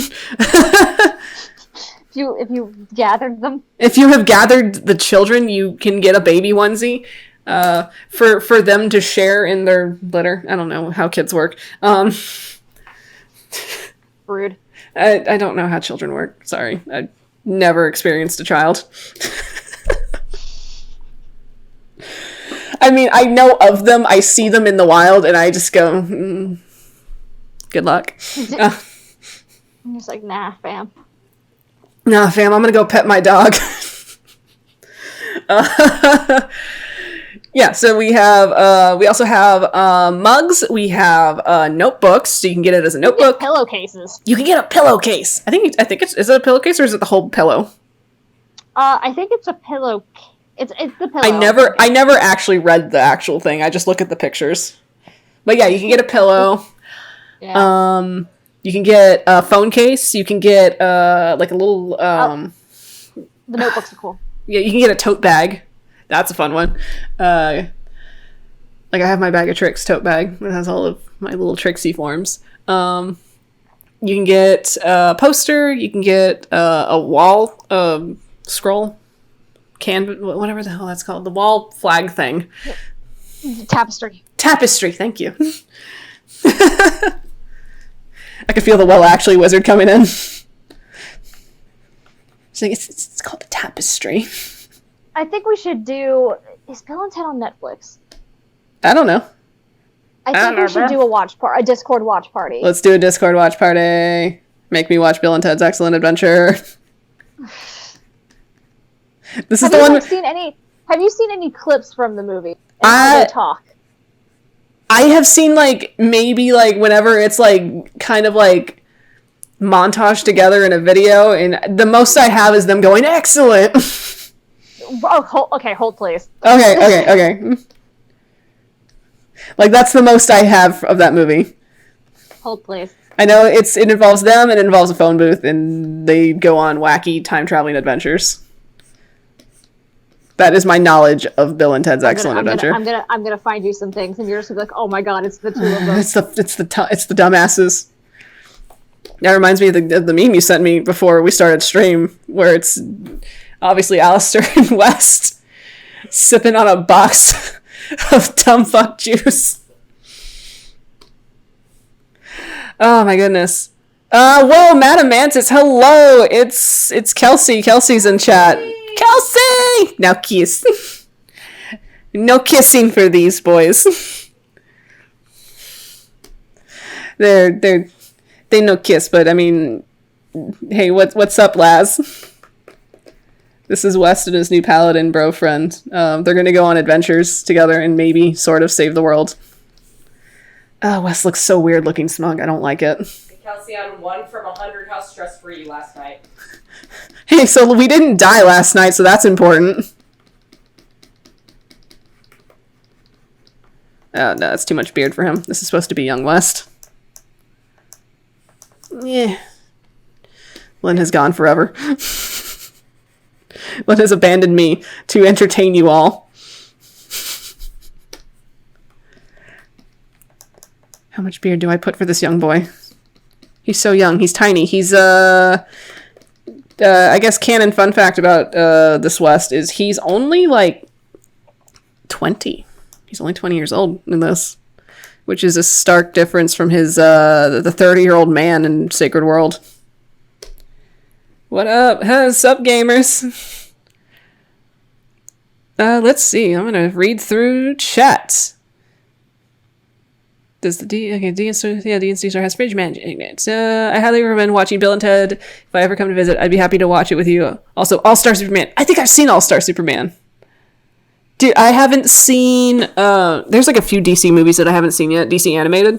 The one with... I mean, I don't even know if it's out yet, but I saw either clips or trailers or some imagery of... I think it's like Justice League Dark, and it has John Constantine in it, and I need to watch it.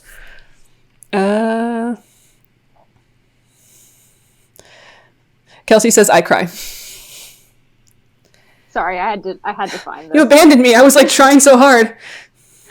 Vic's yes. Oh, Jesus is on. Vic's never seen Bill and Ted. Don't talk about stressful games of last night. We will talk about the stressful games. There's 2 Justice League Dark films. I'm a ding dong, and I did not know that. I want to watch all the DC animated movies, and now Lynn is sending me stuff. Worth it. The 10 best quotes. Oh my god. So that's our boys looking out of character. Thanks, I hate it. Okay, there we go. Save that, and I'm gonna watch the thing you sent me. Okay. I'm gonna just like grab like a few seconds of it. It's fine. As my internet takes forever to load. Alright, 'tis saved. So I'm going to go ahead and delete these real quick. Alright, chat, what's next? There. Oh, got a little bit of him down there. There we go. Alright, what we got? Let's see. Ah. You killed Ted, you medieval dickweed! I don't know. What's another expression I can give? I don't know. I literally stopped at the first one. Well, which one was that one? You killed Ted, you medieval dickweed! They have a bunch of quotes when they're drunk. Alright, so... That sounds like something Wes would say. Oh god, you killed my best friend, you medieval dickweed! Oh my god, that is Wes. Alright, do we have expressions? No! None? None? No give? None? None? Tabitha. What? What's an expression we should draw West and Alistair making? Ewy faces. The conch faces? The conch faces. Oh, Yeah. boy. Oh my god. Okay, idea. Draw them holding a con. I'm gonna draw them holding each other and making that face. Okay, do that. Alright, I'm gonna get I'm making myself chocolate milk. You're making yourself what? Chalky milk. Okay, fine. Make yourself chalky milk. Flaunt what I don't have in front of me. Oh, I'm sorry. I forgot. In my kitchen. My giant kitchen. In your giant kitchen.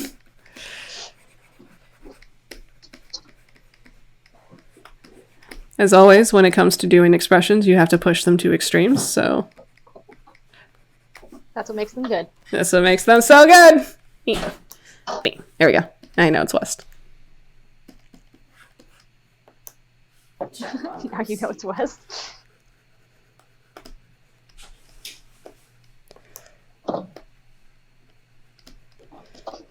Medieval dickweed. You medieval dickweed! All I really really like Yes. that quote. That's a good expression. Wait, I should push the mouth open a little more. Do it. Do the Ewy face. We're doing definitely a face.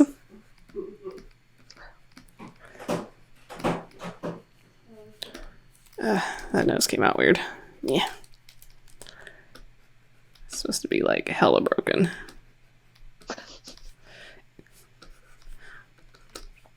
So what do you mean holding each other? You know, like the whole like scared two dumbasses okay. screaming at a thing. I Like, thought the Scooby-Doo grab. Okay, perfect. Great. I thought you meant something where it's like I'll draw it down here. Okay. Like here's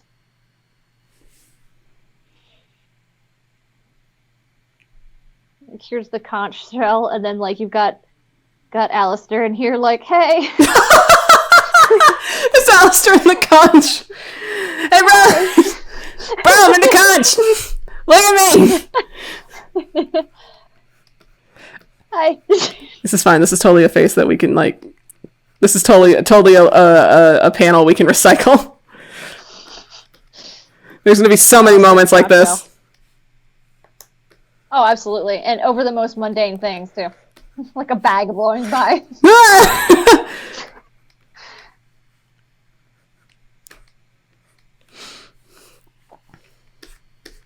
Alistair's and West's hair just merge into one. Yeah. And West has a thick neck. He does. Let's slim it down a little. Because I was like, I don't know where I was going with it, but it was going somewhere. Yeah.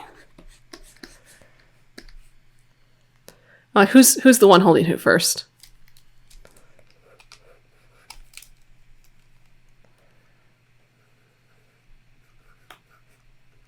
I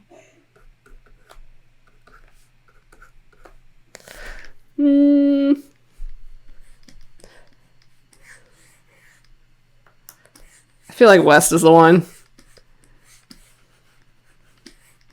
Big strong barbarian, bro. Just got a hug. Oh no. Oh god. Arms are hard. Forearm. What's a fucking forearm? I don't know what it is. I don't even know what a goddamn bicep or tricep is. It's a brocep. It's a brocep. Bro, your biceps are like so rock hard. There's Alistair's hand. Nah.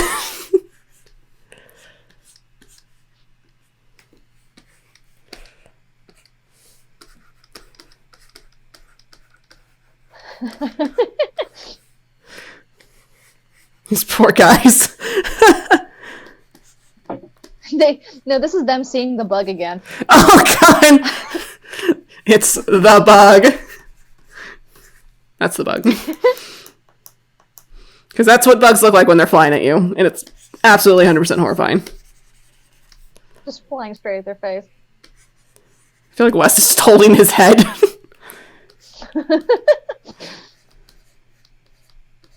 There. Ah! Uh-oh. Uh-oh. Yeah. There you go.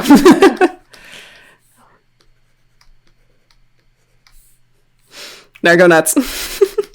Okay, I'll line it.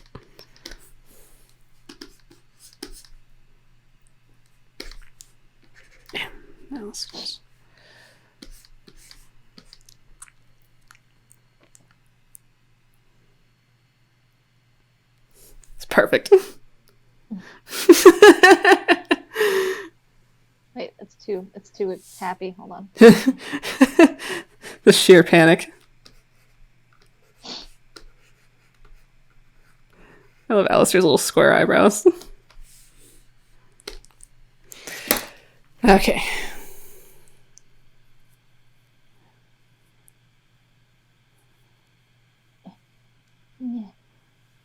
Can we turn this into a drinking game for me? Oh no. That's what Madam How? Mantis said. Well, how? Oh no. Draw them as if they are in baby metal. I want Lolita dresses and metal. Oh god. That should be a Zesty tier choice. I was thinking the same thing. Lolita dresses. Oh no. Or the face Sokka makes when tripping on cactus juice. That'd be Grayson. Oh my god. I'm exaggerating West's eye here a little bit. The sounds of your pen on tablet makes me feel good. Yes. ASMR. We're here for the ASMR. Look at those bros. I can just imagine someone is off to the side looking completely disappointed in them.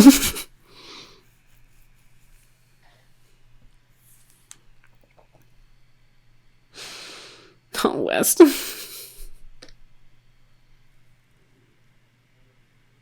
Look at these absolute himbos.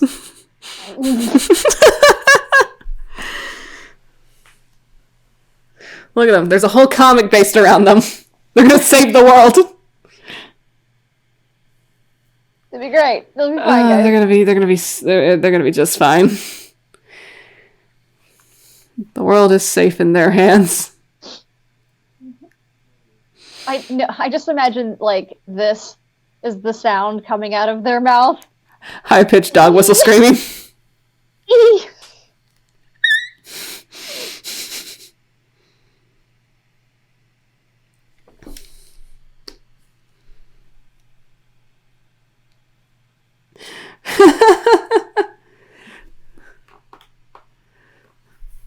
There's discussion on the chat about how Lolita was censored on the chat feed for Shortbeard. It's too risky, too saucy. Correct. Oh, this voice. West's hair is so fluffy. I have a problem. No, it's a good thing. Is it? Yes, it's a good thing. All right, so while Lynn is in the midst of lining this, hey chat, what's next on the agenda for drawing the bros?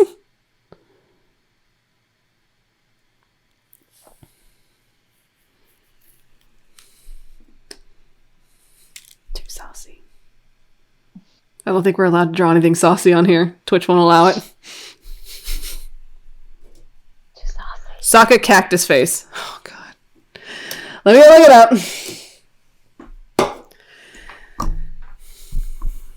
So to preface, this is a character from Avatar: The Last Airbender, and there is a point in an episode where they trip balls on cactus juice.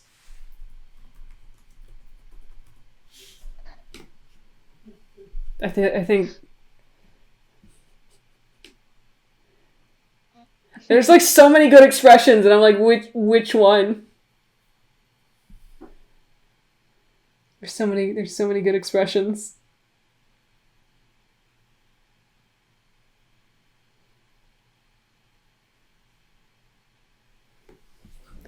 Because it's like it's like ranging from like, it's essentially like drawing a lot of drunken faces.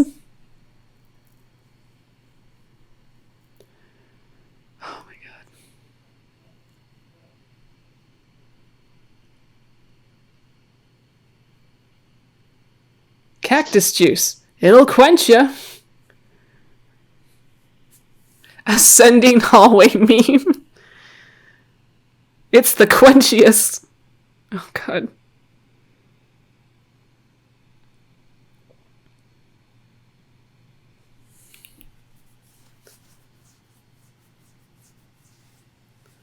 I feel like that's a perfect one for Grayson.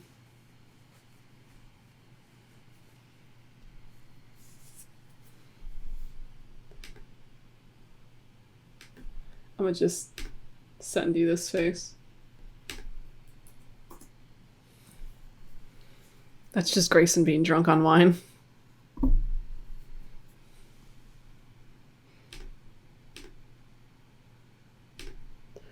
Hey. Oh. That's just Grayson being drunk. The posture, the hand gestures, the way he's holding the cactus.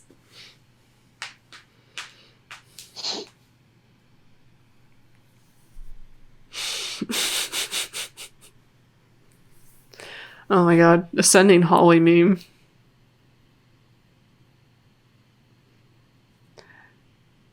Try to. I feel like West is the one ascending, and I don't like it. It's terrifying.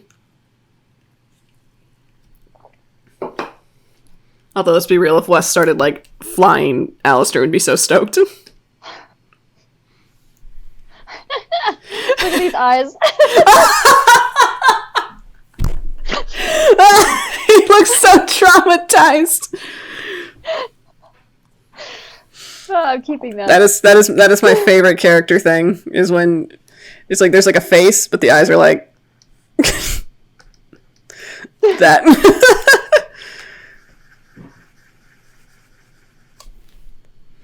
Love that shit. Good shit. Let me clean this up.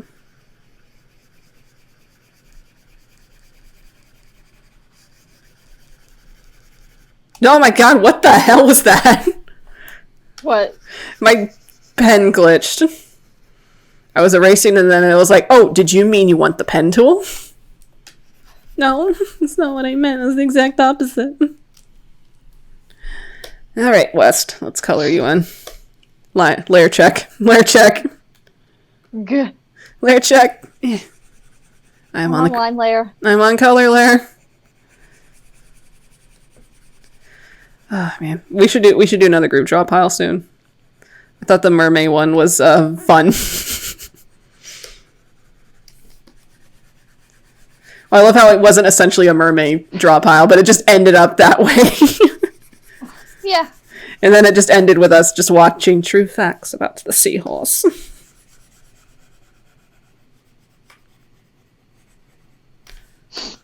Yeah. God, West is so huge.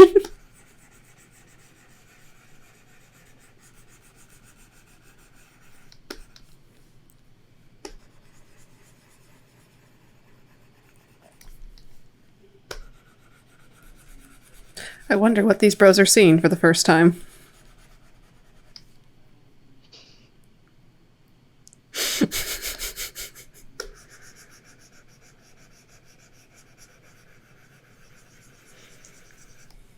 feel like this is the face they make when they walk in on something that they should not be walking in on.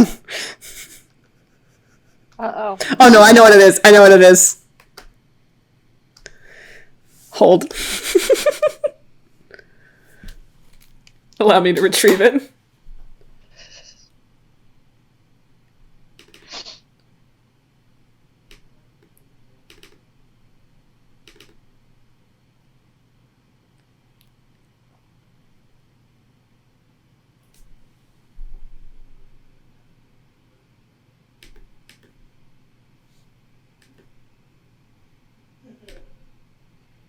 I hope this works.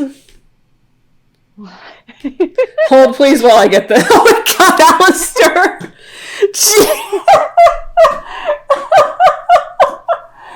Oh no!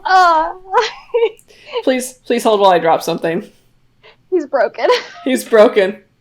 Ready. Yes. There. Yep. That's what they walked in on.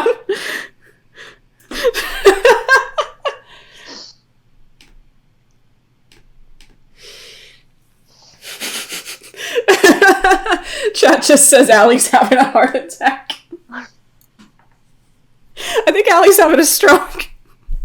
Poor guy. Jesus has said, I'm getting the feeling that you've never tripped balls on cactus juice. No, I have not tripped balls on cactus juice because I am secretly a good boy at heart and I don't do drugs.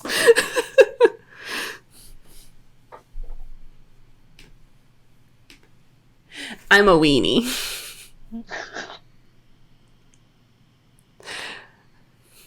Chat says that the bros walked into the security room right before opening. Oh no. That's awful. Don't walk into the security room. Just don't. I love how Jason nailed it. Did the bros find the bug from the teaser again? Yes. Yes. Yes, they did. We should just have a shadow of it descending on them. Liar check. Yeah. Poor Allie.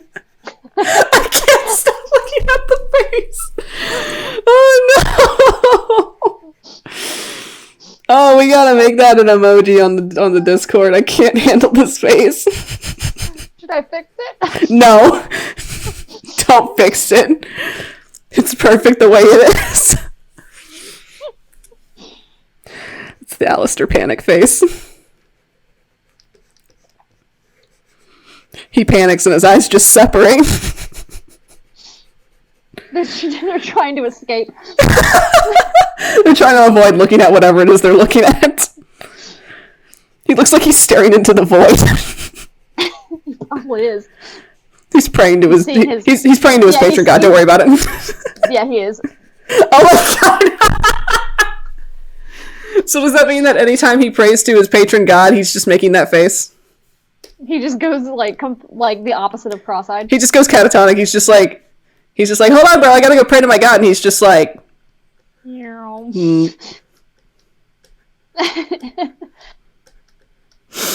It's just like that the whole time. Just like, little bit of drool comes out.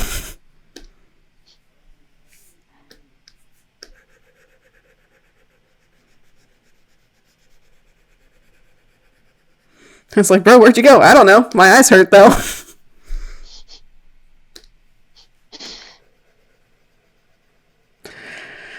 One of the best, like, have you ever seen like those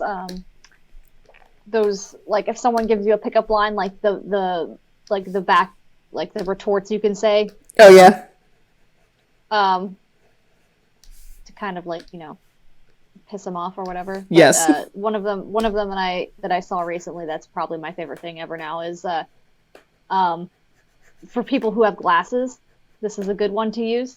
But it's when someone like compliments your eyes, like, "Oh, you've got beautiful eyes." Thanks, they don't work. Oh, does Alistair need glasses? No. He's fine. Is he fine? He doesn't look fine. He's fine. Oh, is that why he's always running into stuff? He just needs glasses? Yeah. Oh. He's fine. Poor guy.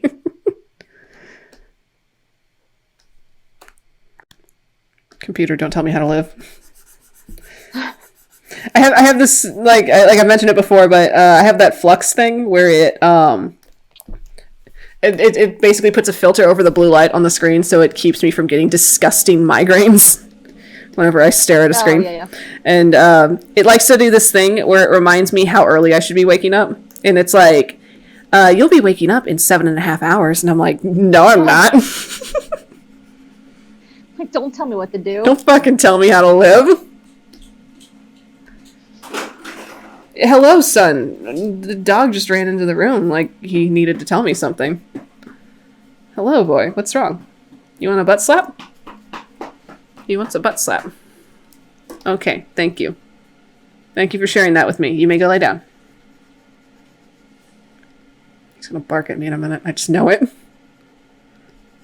It's super rude. He's gonna be rude. He likes to interrupt. He feels like he has things to contribute to the conversation. Do you have something to contribute to the conversation?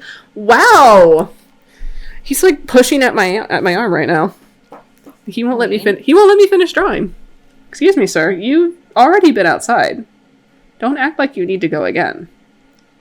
I take you out precisely before the stream starts, so that you don't have to bother me with your body business. My goodness, those water pipes are so loud. Oh, apartment life.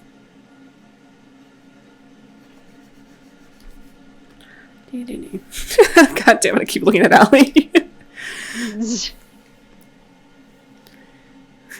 As it says in chat, Allie's face is like those squishy frog balls that when you squeeze it, the eyes go. Yes, precisely.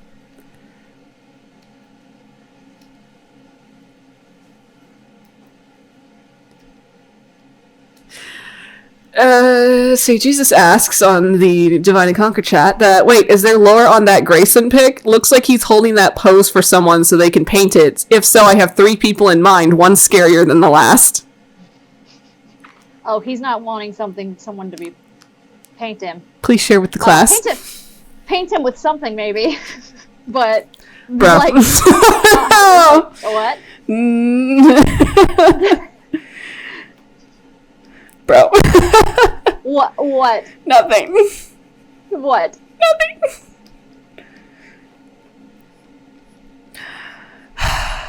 Grayson. Yes. Oh, Grayson. Poor Allie.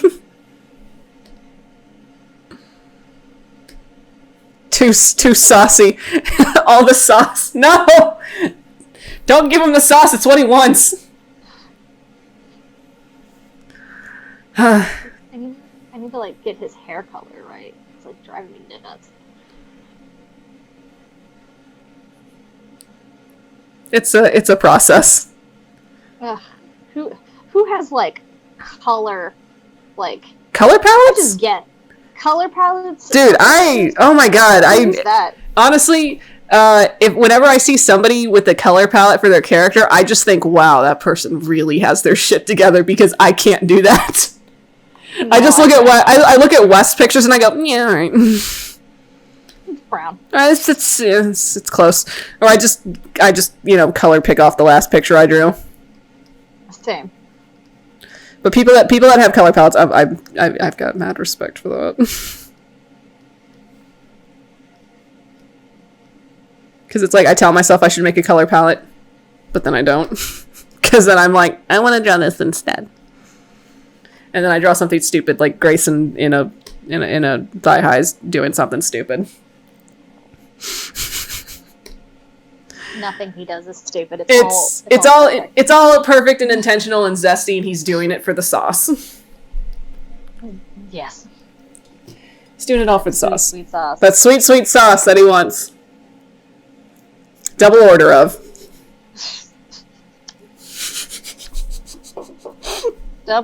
Double order, no extra charge. 2 for the price of 1.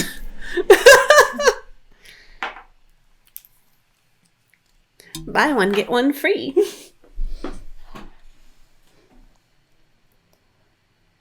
Grayson's all about those BOGO deals. Oh god, I need to stop. I need to stop. He's definitely the thrifty type. He's very flexible with his spending. Like buying a whole boat. He's gonna buy that boat. Okay. What? I don't doubt you on that. I really don't. I'm just now thinking in the back of my head, I'm gonna have to write a point in this narrative where if you guys go back to the city, I have to keep in mind that we need to go out of our way to buy a boat. And so I have to make an NPC that's going to be a harbor master, and I gotta get all the price listings for boats. And also brush up on your boat I gotta brush up on my jargon for boat stuff. I gotta think about how much it's gonna cost to get it outfitted with furniture and with working cannons, legally working cannons. You have to think of your ammunition. You gotta think of your gunpowder. You gotta think of all the stuff you're going to stock on the ship, like the food. You got to buy a whole crew. Oh my god! Have fun. I'm gonna have so much fun with this. It's fine. I'll just marathon Black Sails and then like write a note that says "buy boat." That's all I'm gonna do. There you go.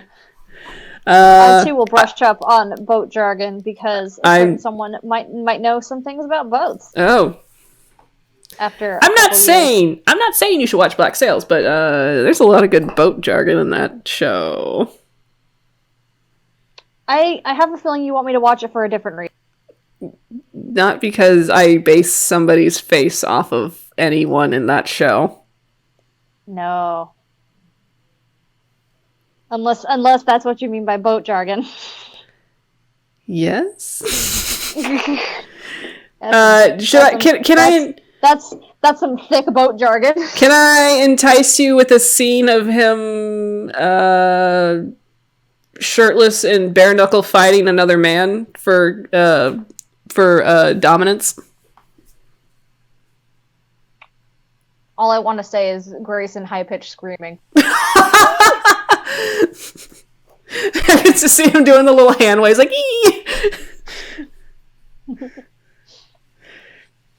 Alright, here's the, Grayson, do you like men? No, but I'm attracted to them anyway. There's a line for you, Shane.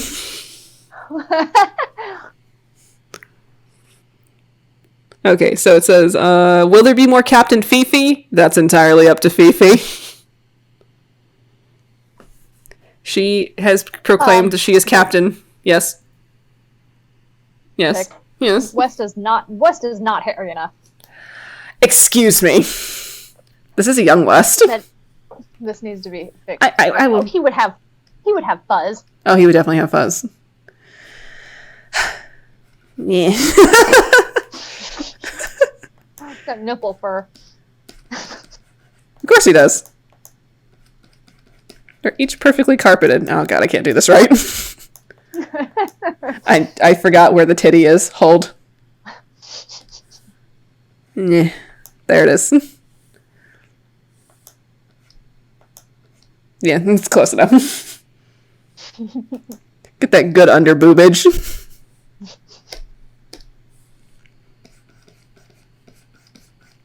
Wes got that anime girl titty thing going. The cleavage. Just in general. Yeah. Did you not like my note that I sent you the other day? for West merch? Because I want it. Hey. Can we get one of Grayson? But okay. Do you know whatever? I know exactly what you're talking about. I could also get you another one. We can make one of Grayson's butt. We can make one of Grayson's butt. We're talking for the chat. We're talking about titty mouse pads, anime girl titty mouse pads, but with West, and now apparently one with Grayson's butt. Just gently rest your wrist in between. It's good for carpal tunnel. That's what he tells this.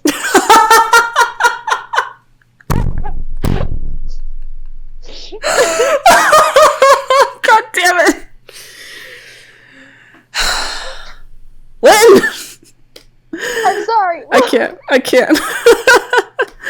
I'm just gonna have scars on this boy now. There we go. Okay. I'm saving this. This is the best thing ever. This is so beautiful. Okay. I'm going to title it Bro Scrim. Bro Scrim. Bro Scrim. Alright, smooth like a baby's bottom. God damn it. Chat, don't encourage Lynn, please. I'm gonna read what Channeling Jesus Grayson, wrote. I'm sorry. I'm gonna read what Jesus wrote. First and most suited to paint this. First choice. T the wise. Next thought. Fox. You know he's been asked to do worse. Oh god. Oh, he's talking about who's painting Grayson. Wait, what? He's talking about who's painting Grayson, like one of his French girls, I guess. First and most suited is T the Wise, of course, absolutely, because he loves to collect exquisite things. Fox, you know, he's been asked to do worse, being first mate on the Sea Devils. Last is Ariel. I can also hear Ariel screaming back, "Do you mind? I'm making art." Oh god. It's like that scene in The Shining where you look across the hallway and you don't know what the fuck that is, but it's just Ariel painting Grayson, and Grayson's like, "Do you mind?" Make it look like he wants to be caught. Alright, short beard. I'm gonna sit in the corner now and reflect on how I got cast as both characters that are being sexualized for merch purposes. It's not... Well, Grayson's is sexualized. West is just he's there, you know? Look, West can't help what he has, naturally. I do it to make myself feel better! Okay, let's delete this. Ugh. I don't want to delete it. I want this to be my background wallpaper. I've saved it. So it's there forever. So, boop. Da boop. Nah, boop. Uh-oh. Gone forever. You did an oopsie! I didn't see that.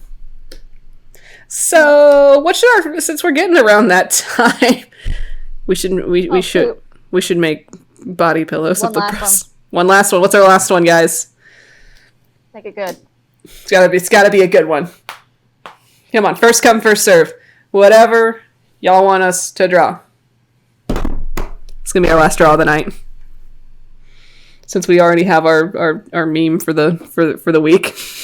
Oh god. I'm gonna actually post it on the Discord right now, thanks.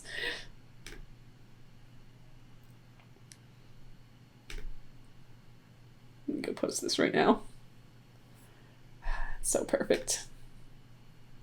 I love Alistair's little eyes.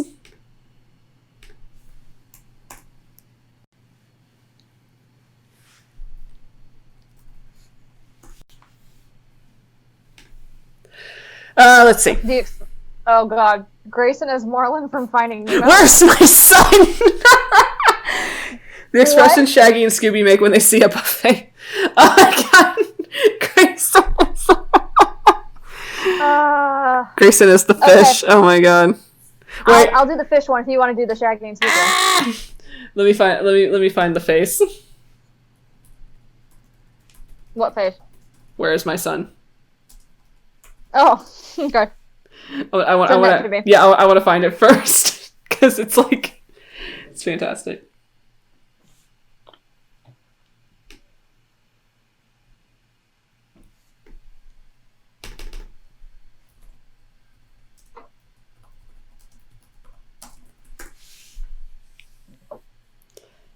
There's like a very specific face that I'm thinking of. Give. I'm grabbing it. I'm grabbing it. Give. Hold, please. So am I drawing Grayson just making that expression, or Grayson as a fish? Chat, please clarify. Clarify, I need to know. Am I making Grayson as a fish? Or am I making just Grayson making the face?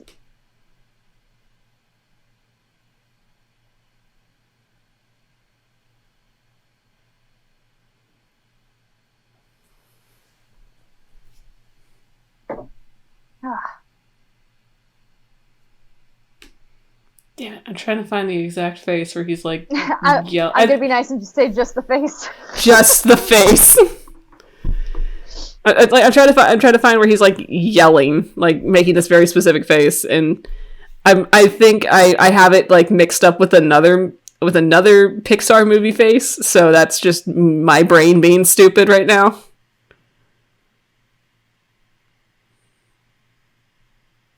It's not from Monsters, Inc., is it? Yes. God, brain cell. Brain cell. I swear to God.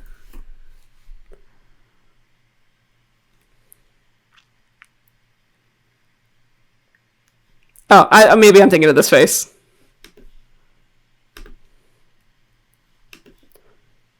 I think I might have been thinking of this one.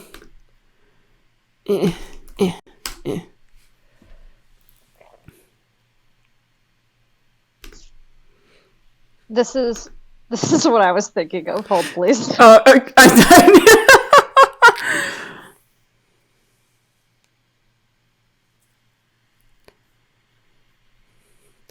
Okay.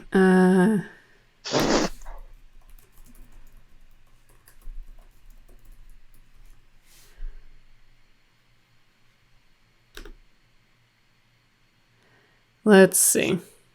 I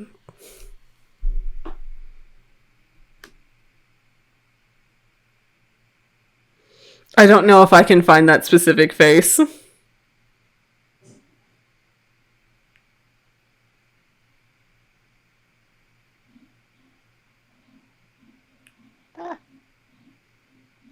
trying to find it. Oh my God. Oh shit, I found the Gritty reboot. No, I think... What?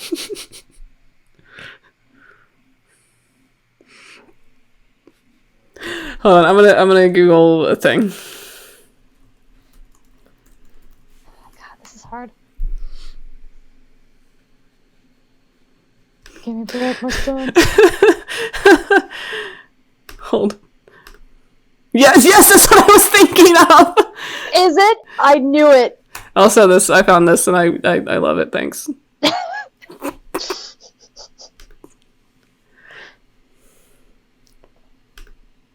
Brain cell. Brain cell. Oh god. So you're gonna draw the Finding Nemo face? Yeah, I'm gonna draw Finding Nemo face. I gotta find a good one. He's not very expressive. It's funny because like he's actually like I guess I remember him being more expressive in the movie, but when it comes to trying to find the actual like still of it, it's just not there.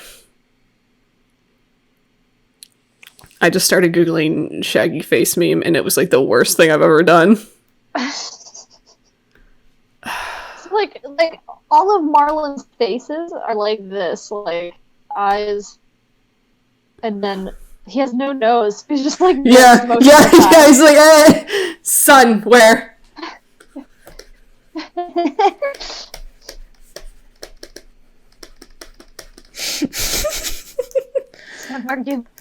Give son. That's all it is. Oh man. And I'm thinking of Xavier as a little tiny fish with a little gimpy fin, and it makes me sad.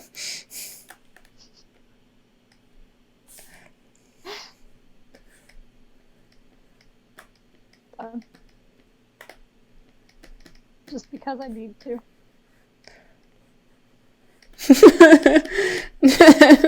Save me.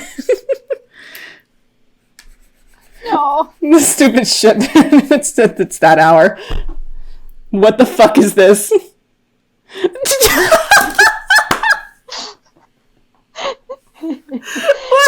fuck is... Oh my god. Yes. Can't see his eyebrows though.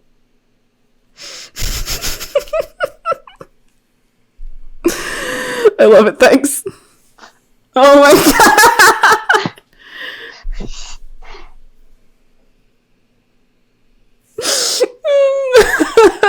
No. Son. This is cursed. I hate Fuck it. No, I'm saving it. No! No, god damn it. Shit.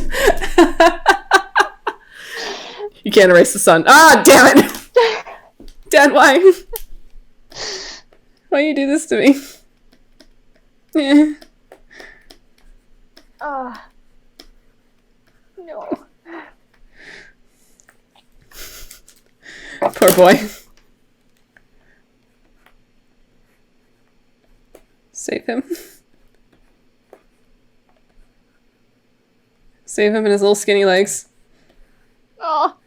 His legs would be longer. He's like his dad. And they just show up over here. Like Chutes and Ladders.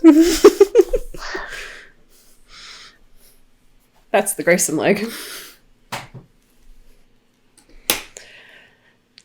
Yeah, good thing he got Grayson's legs. It isn't like a fucking Clydesdale.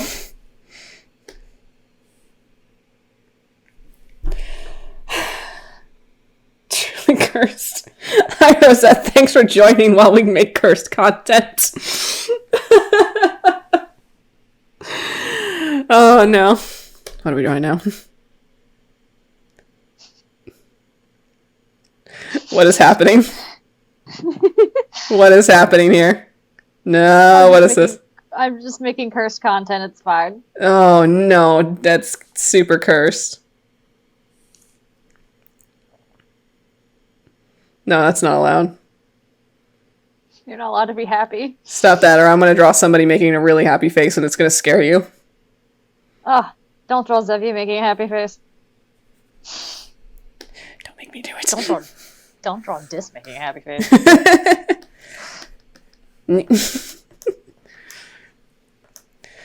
Are you telling me that it's cursed for your son to be happy? He was only happy when he was little. I know. Actually, it's like my default now is I just only ever draw him crying, and I'm like, I hate this. You did this. I did. I know what to draw. I accidentally opened the screen cap you sent me of Dis's Hero Forge, and I was like, oh, hello. Oh, hello.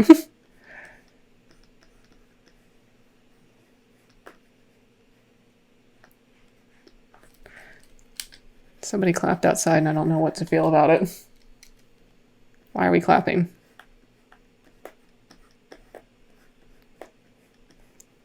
You're gonna love this, I promise. I don't like this. Well, the very first image I made of him, he was smiling and happy. Yeah. Remember that? I do remember that. The very first one? Yeah. The very first one we drew. Well, it wasn't the very first one. It was the... It was like the not prototype one. Yeah, yeah. Y'all don't even want to see. You want to show them what Zevia used to look like? Oh, absolutely. Dude, I think chat would enjoy. Especially the Discord bros would like to know what Zevia was going to look like. Oh, do we draw it on here? Why not? Okay, sure. Let's do that. Trying to find the reference of it on my phone. Back in high school AU times. Look at this boy.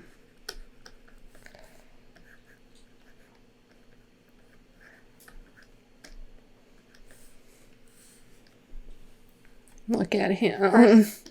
Is it cursed? Cursed. Is it? I love him. I wish he was like that.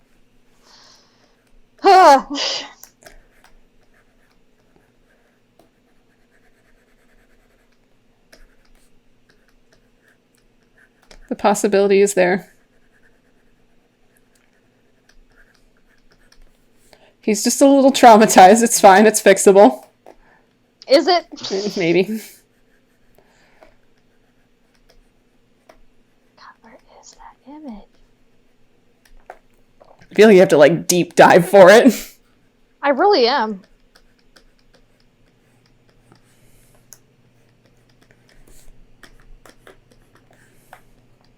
Oh, I think I found him.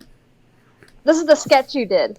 Oh, that's right. Oh, man, if that was if that's what you were looking for, I could have just gotten up and go to find that sketchbook. Well, I was looking for the one that I made a million years ago. Oh yeah. But the one where we just went, what are we doing? We just stopped and we went, what the fuck are we doing? Where is it?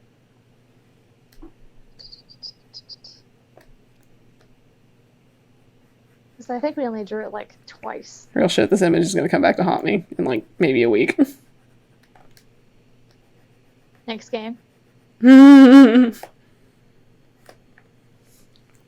Wait, I'm gonna draw his ears a little bit more. Yeah. Oh my god. Here we go. I'm gonna send this to you, and it's gonna be a blast from the past. Oh no.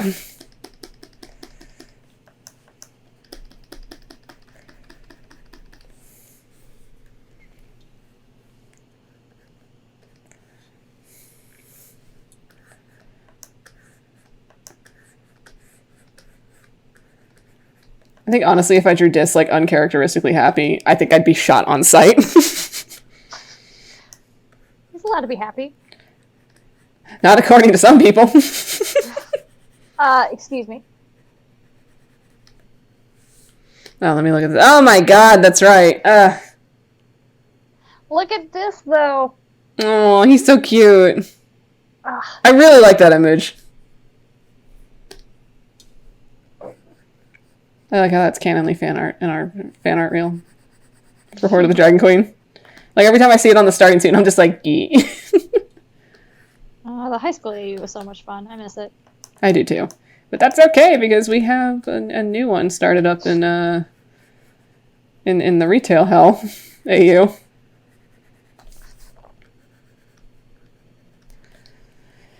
I love how that just like kicked off out of nowhere. Like it started off of a joke of me being like, "Hey guys, I really hate my job. Let me make a joke about it." And I drew like some stupid panels about West being in my job. And then all of a sudden everyone's talking about, "Hey, what if my character was doing this? What if my character did that?" And I'm like, "Oh shit, do we want this to be a thing?" And then we did the AU episode, and then we made the channel for it. And then I think my favorite part was when somebody was like, "Hey, can we have a separate channel for like stuff our characters are doing outside of work?" And I'm like, "Oh shit, y'all are invested." It was great.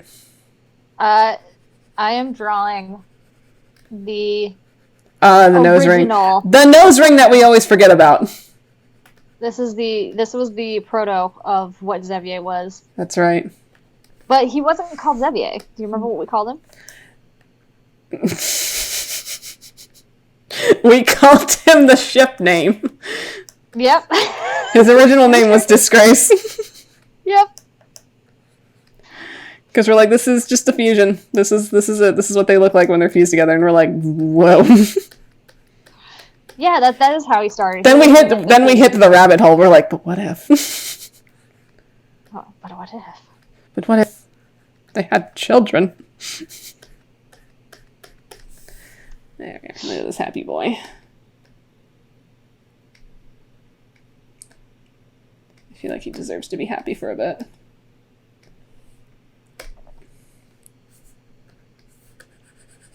I just love when I draw him, he just kind of gets more pink. He's turning into Phoebus. Oh. Well, it's like he has like the dusky kind of like red to it, but he's just like kind of turning a little bit more pinkish.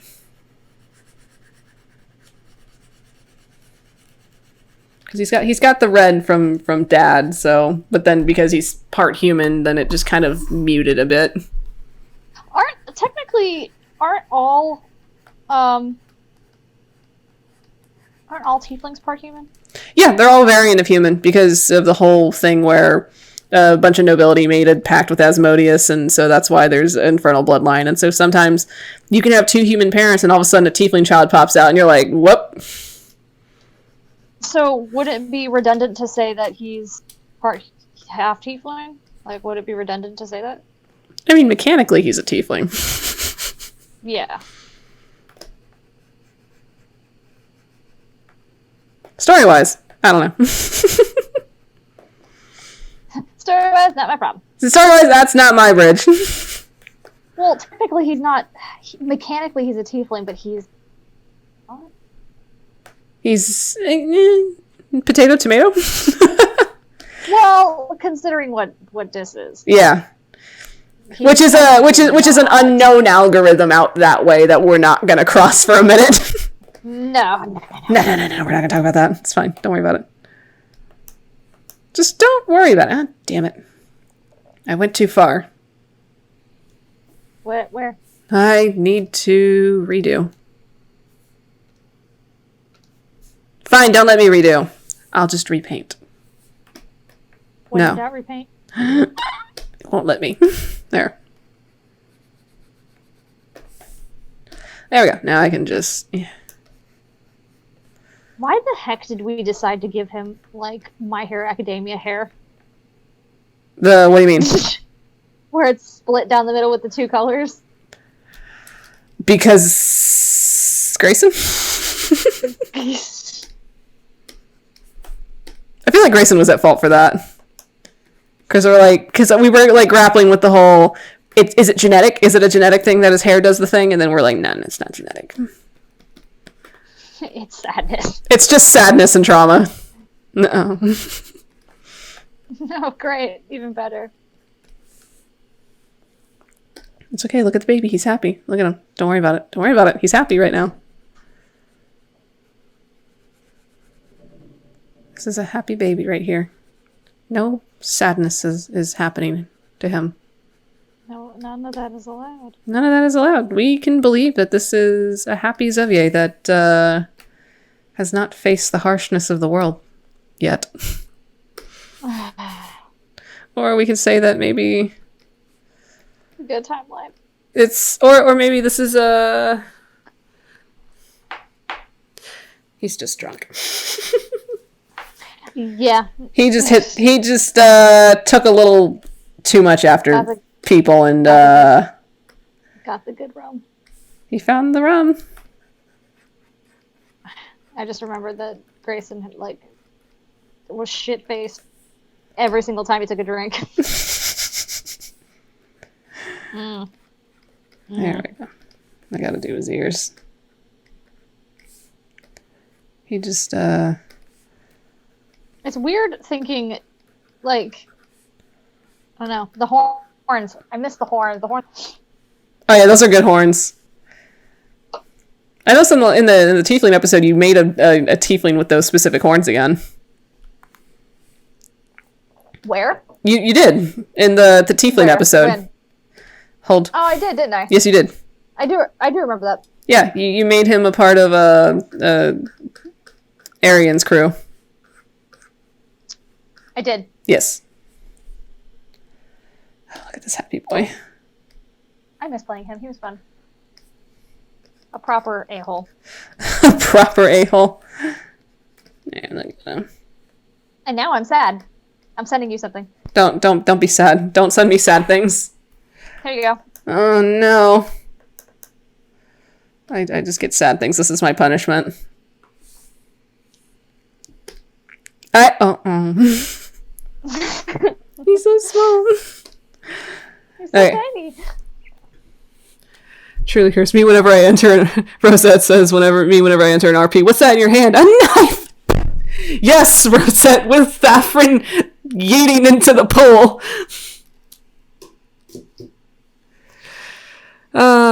Blessed content is happy Xavier. Aw, he's so red. Would he be purple? What? If he's blushing, would he be purple? Well, no, because his blood's red as well. That's why. If you have blue skin, right? Yeah, because that's what okay. that's what I did with Ziffer is because Ziffer's blue skin, so and he's red blooded. So if he ever blushes, then he's gonna turn purple.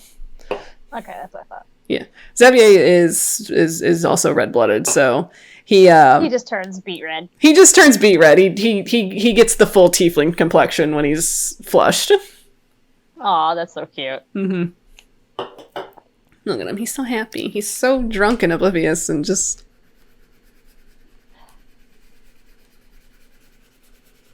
Those healing potions, though. I felt like I needed to draw Xavier drunk because I feel like he doesn't have the opportunity for it because his constitution is stupid high. And so anytime I roll a con save for him, I'm like, this boy's a tank. He's built like a brick shit house. Did I cuss? No, did I say a bad word? I'm sorry. Ugh. Xavier is a lot of fun to RP. Mostly because it's just me getting to play into insecurities. It's almost like I play this character in a specific manner because I want people to call me out on my shit. Jesus. You know, like how we all like to self-project through characters. In some way. So, don't self-project too much. Yeah.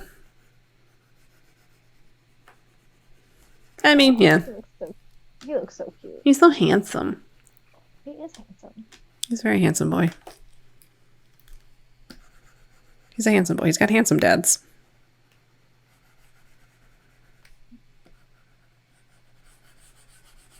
And I feel like Grayson's genes just make everything gorgeous. It's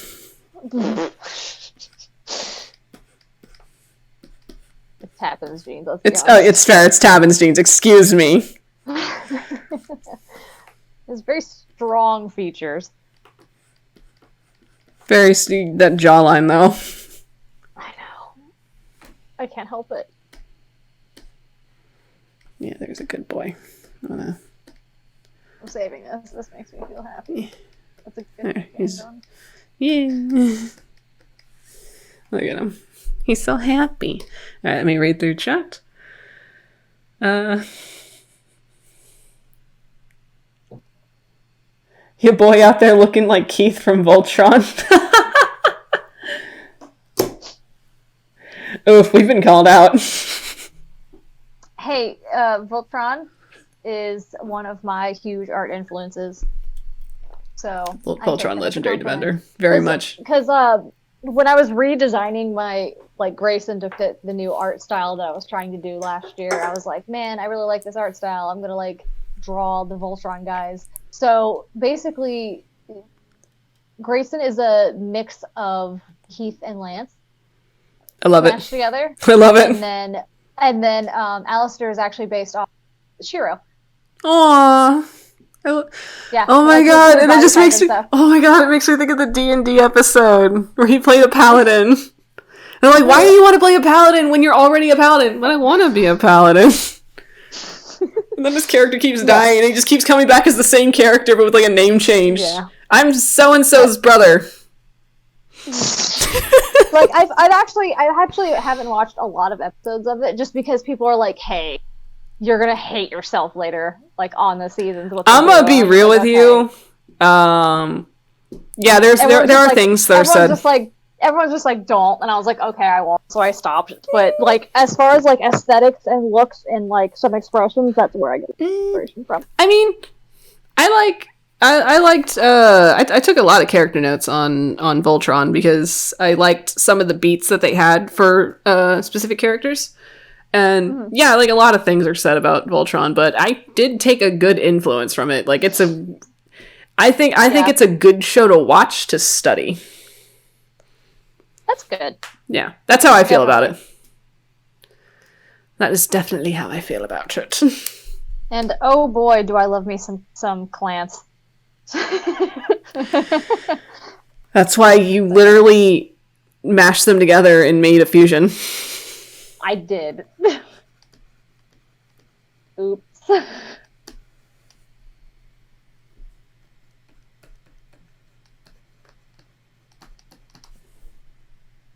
Aww, that's so cute.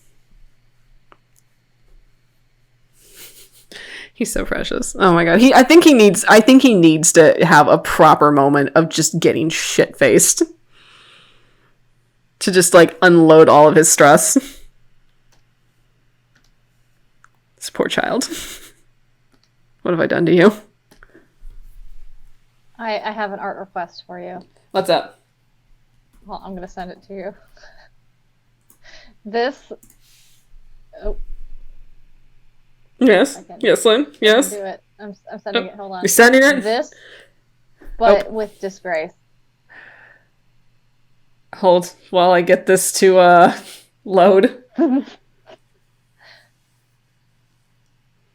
My computer can only handle so many programs at once. And once I hit the fifth once I hit the fifth program, the computer just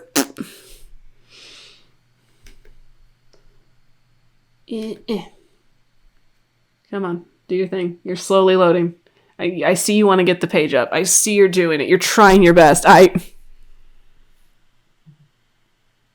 You want me to draw it right now? No. That would be a very precarious thing to draw. At least sketch-wise. People be like, what the fuck is happening? Yeah, let's not do that. Let's not do that. 2 a.m. for me. Let's end it on a happy drunk Xavier. Yeah, I agree. Yeah.